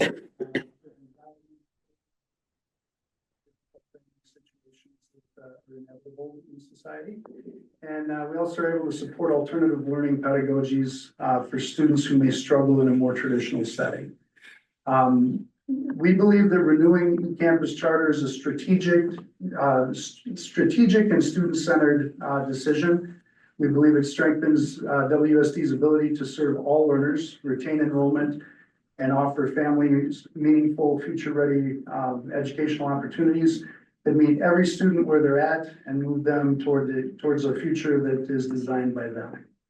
And I'm going to hand over the how to Tracy. Okay, so the problem going last is sometimes maybe the points I was going to hit have already been touched on, but I'm going to talk a little bit just about the day-to-day nuts and bolts of eCampus, and then just how the charter contract is governed, reviewed, and when it comes time, renewed.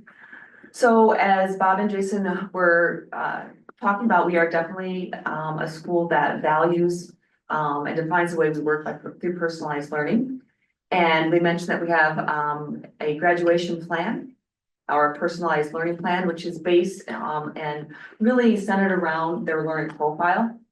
And this learner profile is not just academic data, but it really tells us a lot about who they are, what they care about, where they excel, where they need support. And the profile really evolves with them and is constantly changing as their academic path sometimes changes and their self-awareness as learners change. This really helps, this process helps honor our mission, which is to help students identify their passions and design a future that they're very much excited about. They engage in a variety of learning experiences. We are primarily an online school, so we have platforms such as Alice, which is an adaptive math platform. And we also have our main LMS, which is called Schools LP, and that's what houses all their coursework for their online coursework, which is highly customizable. And as Bob was saying, everything looks different for almost every student in some ways. And so this allows the teacher to go in and really meet the needs of that particular student. We also do offer project-based experiences when appropriate. And we've had some pretty exciting things take place working with local businesses, working with businesses from Madison. One of our projects was to create, work with a tech business to create a chatbot. And the students informed them what they would need in a chatbot for a personalized learning platform. And they got worked with business people from across the state and the world. And they said, this is what it's like to be an adult in a meeting. I'm like, ooh, yes. You'll get used to those in life. But they really got some amazing experience out of that. We also have internships, online seminars, and online field trips and in-person field trips, as well as we try to also give those types of experiences where they can come face to face with their peers and get to build community as well. And also every student has an advisor, and that advisor walks with them through their 4 years, well, from the high school perspective, but 4K through 12, their hand is held and there's someone who knows them well. And in respect to then operational oversight, is provided by our governance board, and that includes community members and parent representation. And the board works with the district to make sure we align with district goals, compliance with state laws, and just continuous improvement. As for the contract, governance, we renew every proposing covers every 5 years. So this will be from July 1st, 2025 to June 30th, 2030. And it's a flexible contract, and it can be amended by mutual agreement at any time, and of course, reviewed and renewed again after this term. It includes clear accountability measures. If enrollment drops significantly, and goals are not met, or compliance issues arise. And so the contract really reinforces our shared commitment to high quality, student-centered, innovative education that reflects the values of the Watertown Municipal District. Thank you. Yeah, thank you. Just an anecdote, I had Anthony as a student, second semester junior, and I think he'd be a perfect candidate for eCampus had it been offered. He had 1 foot out the door by then. When Dave asked me to be the president of the board, I asked him, have you checked my transcripts? I said no, so I apparently. So what was your ACT? You told everybody. Yeah. Must have been good enough to get into MSO. Yeah, let's put it this way, it got me into college. Well, it was probably 10 points higher than mine, and I was your teacher. I did have the lowest high school GPA of anyone I knew in college, though, that's for sure. Yeah, late bloomer. Yeah. All right, Sam? The only question that I have is a clarification. We've talked about this in the past, but I think it's good for information at least. When we have people enrolling from either outside the district or internationally, what does that mean for our funding? Because it says no tuition for Wisconsin residents. What about out of state and international? So yes, we can and are allowed to take out of state and international enrollments through eCampus, but they are tuition paid. Okay. The tuition, you may think, well, that would be a great, profit source for us. What the reality is, DPI limits the amount, that we can actually charge for tuition. Because, we are a public entity, we can't be profit driven, right? We're not for profit. And so we only can incur actual costs. We talk with those entities about what kind of model they want, which drives our costs or not. Like if they have a local education guide or a local tutor or staff that are helping them in their state or in their country of origin. We talk about what that looks like. We make a plan and we have separate contracts for separate entities that we work with as we bring in those enrollments. But those enrollments do help us. I mean, they don't just detract from where we are. We do make enough of a profit that it helps us to hire the teachers we need to do the administrative work we need and to help them along their journey. So it's a really unique opportunity for us as a school district to say that's kind of a feather in our cap as we relate to that. You know, depending on what we want to do and how we want to move that forward. For sure. Okay. Yep, that's my only question. I think you answered it very well. That was my recollection the last time we discussed it, but. I will say that at times our board has asked, you know, do we want to go outside of our state or our local? Is that part of our mission? Right, and so that's a question that we need to continue to hear and discuss and want to talk about as we look at resources and how we allocate them and what we're doing. But I just want to say that that's been a question in the past. Sure. Yeah, no, that's the only question that I have for now. Like you said, this is kind of the first step in talking about the contract renewal at the moment. Yeah, no, that's everything for me. Great. So, Craig. oh, sorry, I'm so sorry, I didn't realize your hand was up. And then I felt like you were pointing at the screen, I'm like, what am I missing from the screen? Dan said Craig and you started in and out. Is that Craig? So one of the things that is mentioned is as far as the contract ask is regarding goals. It's always been something that I mentioned in the past that I as a school board member, I want to ensure that every child is learning and successful in their journey the best that is possible. I am concerned that I don't always get a chance to see measurables. And when it comes to eCampus, I don't feel like I see a grade level, I guess, reporting of where our children are at grade level. And that's a concern to me, especially when if perhaps take, for example, you have a student that transfers into eCampus. And I know that we're particularly concerned with engagement, you've articulated that. But if that child doesn't engage in class and then starts to come back to the regular classroom, the alternative assessments for the forward applying to eCampus perhaps, it doesn't apply to that student that could be a whole year or two behind, comes back to the classroom, and now they are assessed at the forward exam. So that can actually penalize us for that one particular student or multiple other students that choose to transfer back over to the regular classroom. So my concern is that we should be particularly concerned with and paying attention to how these kids are performing at grade level in eCampus, and that if I'm not sure that that's indicated here as a particular measurable goal as part of the goals process here. Am I missing something? I can speak to that. On pages, 3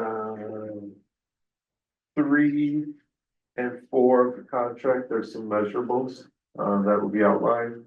I think what you're really speaking to is updates to the board. And Jenny and I have talked about the opportunity for not only eCampus, but Endeavor to come more regularly to Ed Services to provide those updates. And that would begin next year.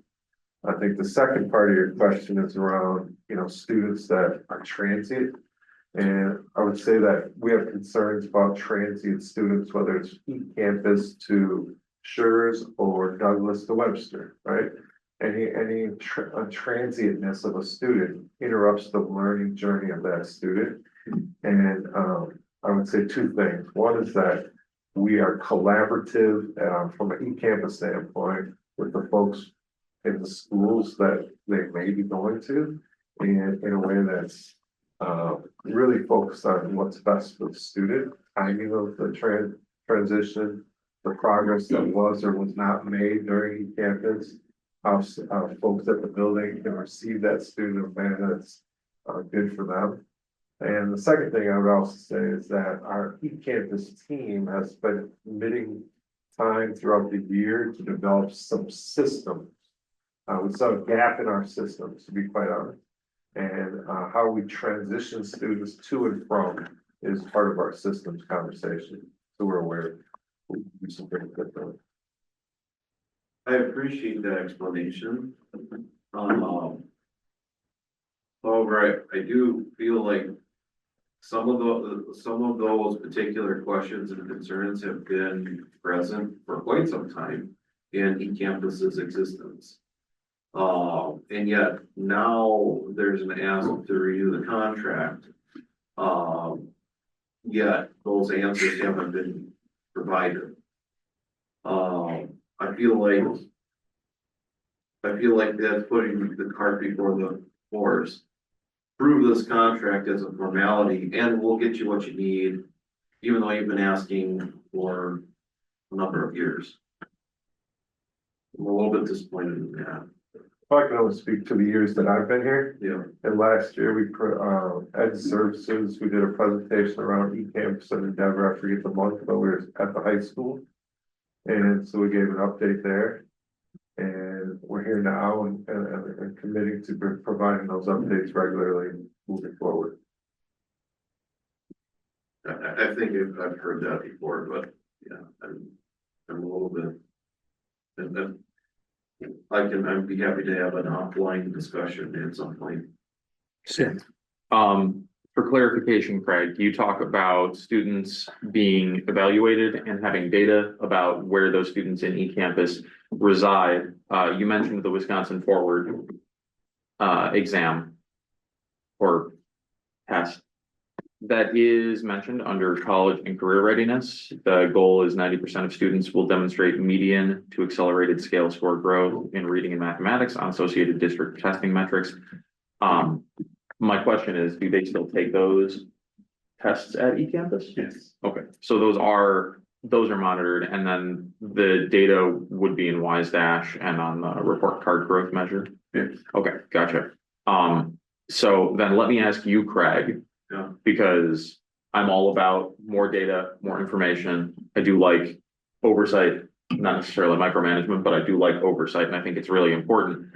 Do you have any proposals for how we could improve the, I suppose, transparency of the data in that way? Well, yes and no. First and foremost, if we're going to go from a project, if we have project-based learning, I think this is probably more of a systemic thing within our district. How are we evaluating that from a standards, state standards lens, right? So I'd imagine that there's standardized tests that we would require any child to undergo. That's the same thing with eCampus. And I've always felt like if a child is at a particular grade level, that's where they should be assessed at.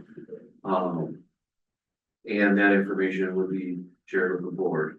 And you notice that one of the goals is that 90% of median. Well, how are we at that goal? So where are we measuring our success? So far, I'm not sure what success is being reported right now to the board when it comes to the project-based learning in general, but eCampus especially. I'm not hearing a level of success, but I'm not sure that there's a level of success either. And I do know, anecdotally, I've heard of parents that have sent their kids through eCampus and have been successful and have liked eCampus. So, but yes, some of that information should be forthcoming. I don't, like, for instance, if there are forward exam data, what is that? What can be reported to the board? And so as a follow-up to that then, because it says on here, the growth data will be reported through WiseDash. Do we currently have that growth data available to us if we want to access it through WiseDash? Okay, it's just not something that's been necessarily brought to the board as of late. Well, I would say that any data set that is brought to the board includes eCampus. And so when Chris Malloy and I presented around the state report cards, that data included eCampus. When we talked about Ames Web data, that included eCampus. And so when we approach, unless it's a specific eCampus presentation, we approach data conversations as every school is part of our learning community, our district, right? If I may, something that's worked really, really well in a previous school district I was in. If there's questions about oversight and what governs the contract, right? What has worked really, really well in the past is that our school board identifies a liaison to the governing board of those charters. And that liaison then is given all of the information of when that board meets and can sit through the agendas and meetings. I've attended a number of them. I don't even know how many out of the year I've made, but I would say more than I didn't make, right? It might be very, very good for a board liaison to go to those meetings and help report back to the board what's happening at our charter schools. And it'll have a lot better understanding for you as you go to approve these contracts of just what's been going on, the things they've been talking about, how they're looking to improve. Because that governance board is over those charter schools, but does report to you. And that would be a good way to have that connection, I think, a little bit more, something for us to consider as a board. I also would like to point out at the bottom of the why, what, how sheet, how the contract review and revision works. It does state the third bullet point. The district or governance board may terminate the contract early under specific circumstances. And then as examples, it says insufficient enrollment, failure to meet goals, and non-compliance. So moving forward, even if we do renew it, we can talk about how we're measuring those goals and we can get a clearer picture of those goals being measured. And then if we do find that, and again, I mean, all of my experiences with eCampus and all of the things I've heard have been positive, but I think we could, we can adjust this as we move forward. It's not make a decision today and there's no input on it for the next 5 years. That's not been my experience. Okay, I don't that's fair. think that there has been a lot of input after this conversation. When it comes to eCampus moving forward, as far as whether their goals are being met or anything like that. Well, I would certainly like to increase the amount of input and the amount of discussion that goes on. I'm 100% on board with you there, Craig, and I think that we can make that happen as a board now. So I think there was at least 2 or 3 suggestions made in today's meeting to get to that point. yeah. Whether you would like to be the liaison, or you would like to do a subcommittee or something like that, I'm all for it. I mean, it's easy for me to say that if I'm on the I'm willing to be on a subcommittee, or whatever subcommittees people want to make. I've already proposed it like 17 times since 5:30 You're gonna be yesterday. busy. So yeah, I'm fine with it though, man. I'm in for the long haul on that. So if you'd like to work together to come up with a plan between yourself, me, any other board members that are interested, and the eCampus people, I'd love to do that. Great. We have volunteers and I didn't even ask for any volunteers, so. Well, we are looking for a recommendation to the board, you know, and whatever that looks like. So if the committee wants to make a recommendation or not to move forward with a contract approval, that would be appropriate, and then that would go forward to the board for discussion and or approval. Yeah, I'd be willing to make a recommendation for approval, along with an action item to form, I suppose, a subcommittee to discuss eCampus goals and measurement of efficacy. Just for clarification, Yeah. do we want a subcommittee or things that I think about is more frequency to the ed services updating? And as Dr. Burke recommended or suggested, a member of the full board as part of the governance board. Those are options, but either one, I think we need clarity. You have any preferences on that, Craig? Well, I mean, if we're gonna have a board member that's part of that governance board, then, there should be some communication back and forth, the board on that as well. Exactly. Okay. That's So, just yeah. different than a subcommittee. Yes, I believe. yeah, it would just be coming, back through our regular channels, usually ed services, but, that liaison. And I will tell you that, that is a really fruitful position that this board can have with our charter schools. To make sure and ensure, you know, they understand what's happening, if they're not getting enough updates. I mean, it can be a really fruitful position, not only for our board, but for their board to understand where our board is going on certain things, because sometimes their board will talk about, well, where's the school board going? Right? And I find myself a lot of times translating some of what we're doing at the board level, to them when it could come straight from a board member. And so I think it's fruitful on both sides. Both boards would, I think, benefit from a liaison position. You know, as you know, not necessarily just oversight, but communication and other things. So that was your proposal, liaison? And More frequent updates at the ed services meeting. Yeah, and, you know, if that comes to the board as a recommendation, and that there's a liaison for that position, we'll move forward as a board to see if there's anybody that wants to volunteer for that. Do we need a second? I don't wanna just, be voluntold. Do you agree? You're it. We're the only two here. Oh, actually, I'm sorry, Diana, you're online. Diana's on as part. Oh, she is. Did we lose our whole crowd? All you need is the two of you. I mean, Okay, two I makes agree. a committee, right? Okay, So, yeah, cool. if you both agree, and you wanna move that forward, then, we'll move that forward to the board with those recommendations I to concur. create a liaison position and have more Yeah, frequent no. updates. Yeah, sounds great. You know, then, contract approval will go forward with your recommendation with those stipulations. And that's, where we're gonna be. I'll craft the Anything else? resolution. Thank Thank you. you. Thank you, Dick. We did have some additional items that we haven't covered yet. None of these were discussions that felt like there was a movement toward the board. Within director update, we had the added, discussion about, political surveys. And then we did also have the Act 20, data reading plan update. I'm happy to address those now, or if you would like, we can move those to June ed services. I do want to make a note that Mr. Bull is in charge of June ed services. Don't so surprised.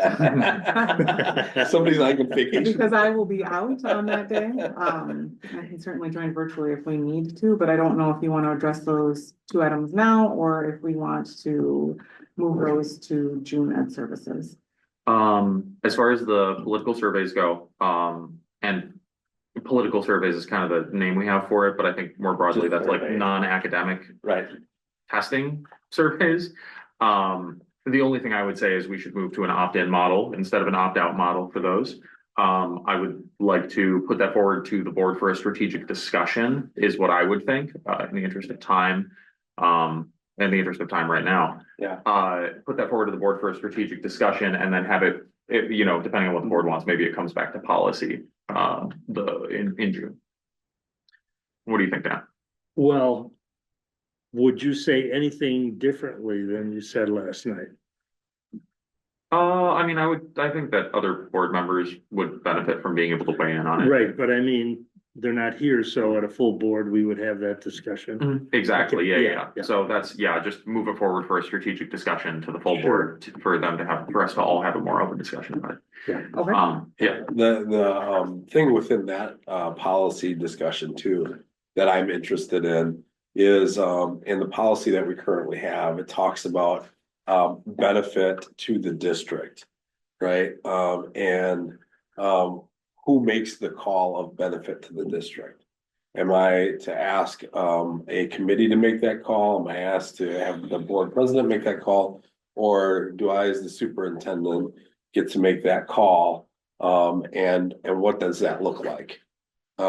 Because I want to make sure that whoever makes the call, right, is given the authority to make that call.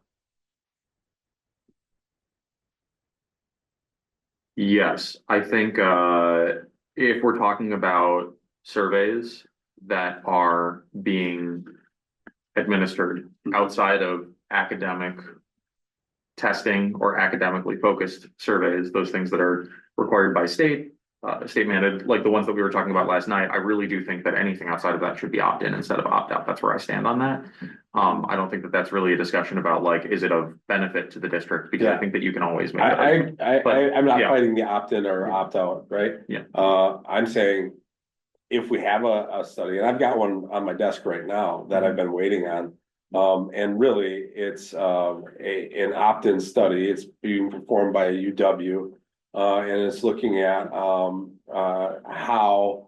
students translanguage, I can't even say. Translanguage. Thank you. Translanguage within their classroom setting. You know, there's no benefit necessarily to the student, but there is some benefit for us as a district to understand the context of how that happens and what the study outcomes come from the UW on what that looks like. And how that would inform our instruction in the future. Some people would say, I don't think that's a benefit. Jared, you think it's a benefit. And the question is who gets to decide what's beneficial or not? You mean who gets to decide whether or not the survey is even administered whatsoever? Right, or the surveys or study or whatever. Right? Yeah. You know, because it's more about, it's not just a survey, it's sometimes a study that happens, right? Sure. And so that's what this policy covers is those kinds of things. And so I want to make sure that who is ever making that decision of authority of support, right, that they're allowed to make that decision. And currently it's been sitting with the superintendent. What I don't want to get into is a decision where I've said, yeah, and I think there is some benefit to us as what we get back, right? The board or other people saying, that wasn't worth it, right? That's okay, but it was given the authority for me to determine the worth. And if it's not, you know, if the decision-making process isn't with me, then I want to know who it is with. Oh, yeah, I mean, my initial thoughts, and again, for further discussion at the full board, my initial thoughts weren't necessarily that would change. I don't have a problem with you making those calls. Maybe we would have some specific language in the policy that would be crafted surrounding that, but generally speaking, yeah, that would remain with you. It's just the importance would be the opt-in. At that point, then it's with you, but for each individual student, the decision ultimately rests with the student and the family. Yeah, Exactly. yeah. So I think that takes care of most of any of the potential issues that. Yeah, arise there. and I agree with that. That clearer language is gonna be good. Well, we have the president, vice president, and you here now. When you meet regularly, couldn't you take a look at those surveys and We can. help make that decision together? Yeah, Yeah. definitely. Yeah. It would be helpful. So yeah, that sounds good to me. Let's. The reading plan data update. I personally, because I think that there's some more discussions that need to happen on a larger level, I wouldn't mind just pushing this off until the next June. debt services meeting in June. I do think that we've looked at some of this data a few times. I definitely had a chance to examine it beforehand. If you have questions that could help guide the discussion in June, from your standpoint, getting those sooner than later would be really helpful. Yeah, definitely. And on my part, I think as far as like the hard skills, the grammar and phonetic education component, I think that all of the materials that I've looked at have been fantastic. My question is about other elements of the curriculum. So as far as that is concerned, I have no doubt that anything that's moving back to a phonics-based reading education is going to show some pretty serious improvements. So I mean, I'm a huge fan of it in that regard. Thank you. So I'm hearing we'll move the presentation on the data update till June Ed Services. And if there's any particular questions, if you could forward them to us in Yes, advance. 100%. Just knowing that I won't be there, I want to make sure that we are addressing the questions that you have. Yes. So what I have, Dan, are we ready for action items? Yes, we are. Okay, ready for action items. What I'm taking away from the elementary literacy review update is moving forward with the March board decision, but at some point in the near future, moving it to a strategic discussion at the board level where we're addressing the K-12 implementation continuum piece, as well as any discussion about future curriculum adoption pieces. I do think that will come. Dan and Sam, I did send you some times and dates to meet about curriculum processes. It will come from that as well. Moving the idea of the non-academic survey and or political survey to the full board for a strategic discussion. No action items out of the math third credit update. Then our Act 20 moving to June Ed Services, the e-contract renewal. Jason is going to formulate a resolution for the board that will include approval of the contract as well as a board representative on the eCampus governing board and more frequent updates to Ed Services, and we can kind of talk about what that looks like. Yeah. And then Dan, you and I can get together before June as we work to set the June agenda. Did you, I didn't hear, and maybe it was just me, looking to have a schedule of a deep dive into the curriculum materials once they're here for DEI Thank you. types of things, Yep. to make sure that we are clear on what our teachers are going to be teaching out of that curriculum piece. As a And part of that, that and that will strategic involve discussion. board members. And as in connection to that, one of the things that I touched on very lightly, but to reiterate, getting information on the professional development that was provided to administrators and teachers, the AIM Pathway to Literacy and the Keys to Literacy courses. Some specific information about which courses those were and the contents of those courses, if we can get them up. I don't know exactly how all that works. Sure. Thank you. Yep. And is that just for Sam, or should I send that to Ed Services, or should I send that to the full board? I don't know. I never have a problem, as long as the full board doesn't mind getting it. I mean, that's. Yeah, I mean, usually when a board member requests something, if it's a smaller, quick answer, we answer them back.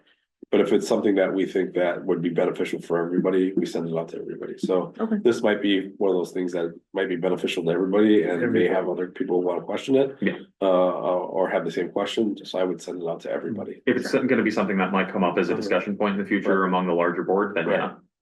Okay. All right. I have a little line here that says meeting was adjourned at blank, and it does say AM afterwards, so just for future. Oh, so we got reference. another 2 hours? Blank AM.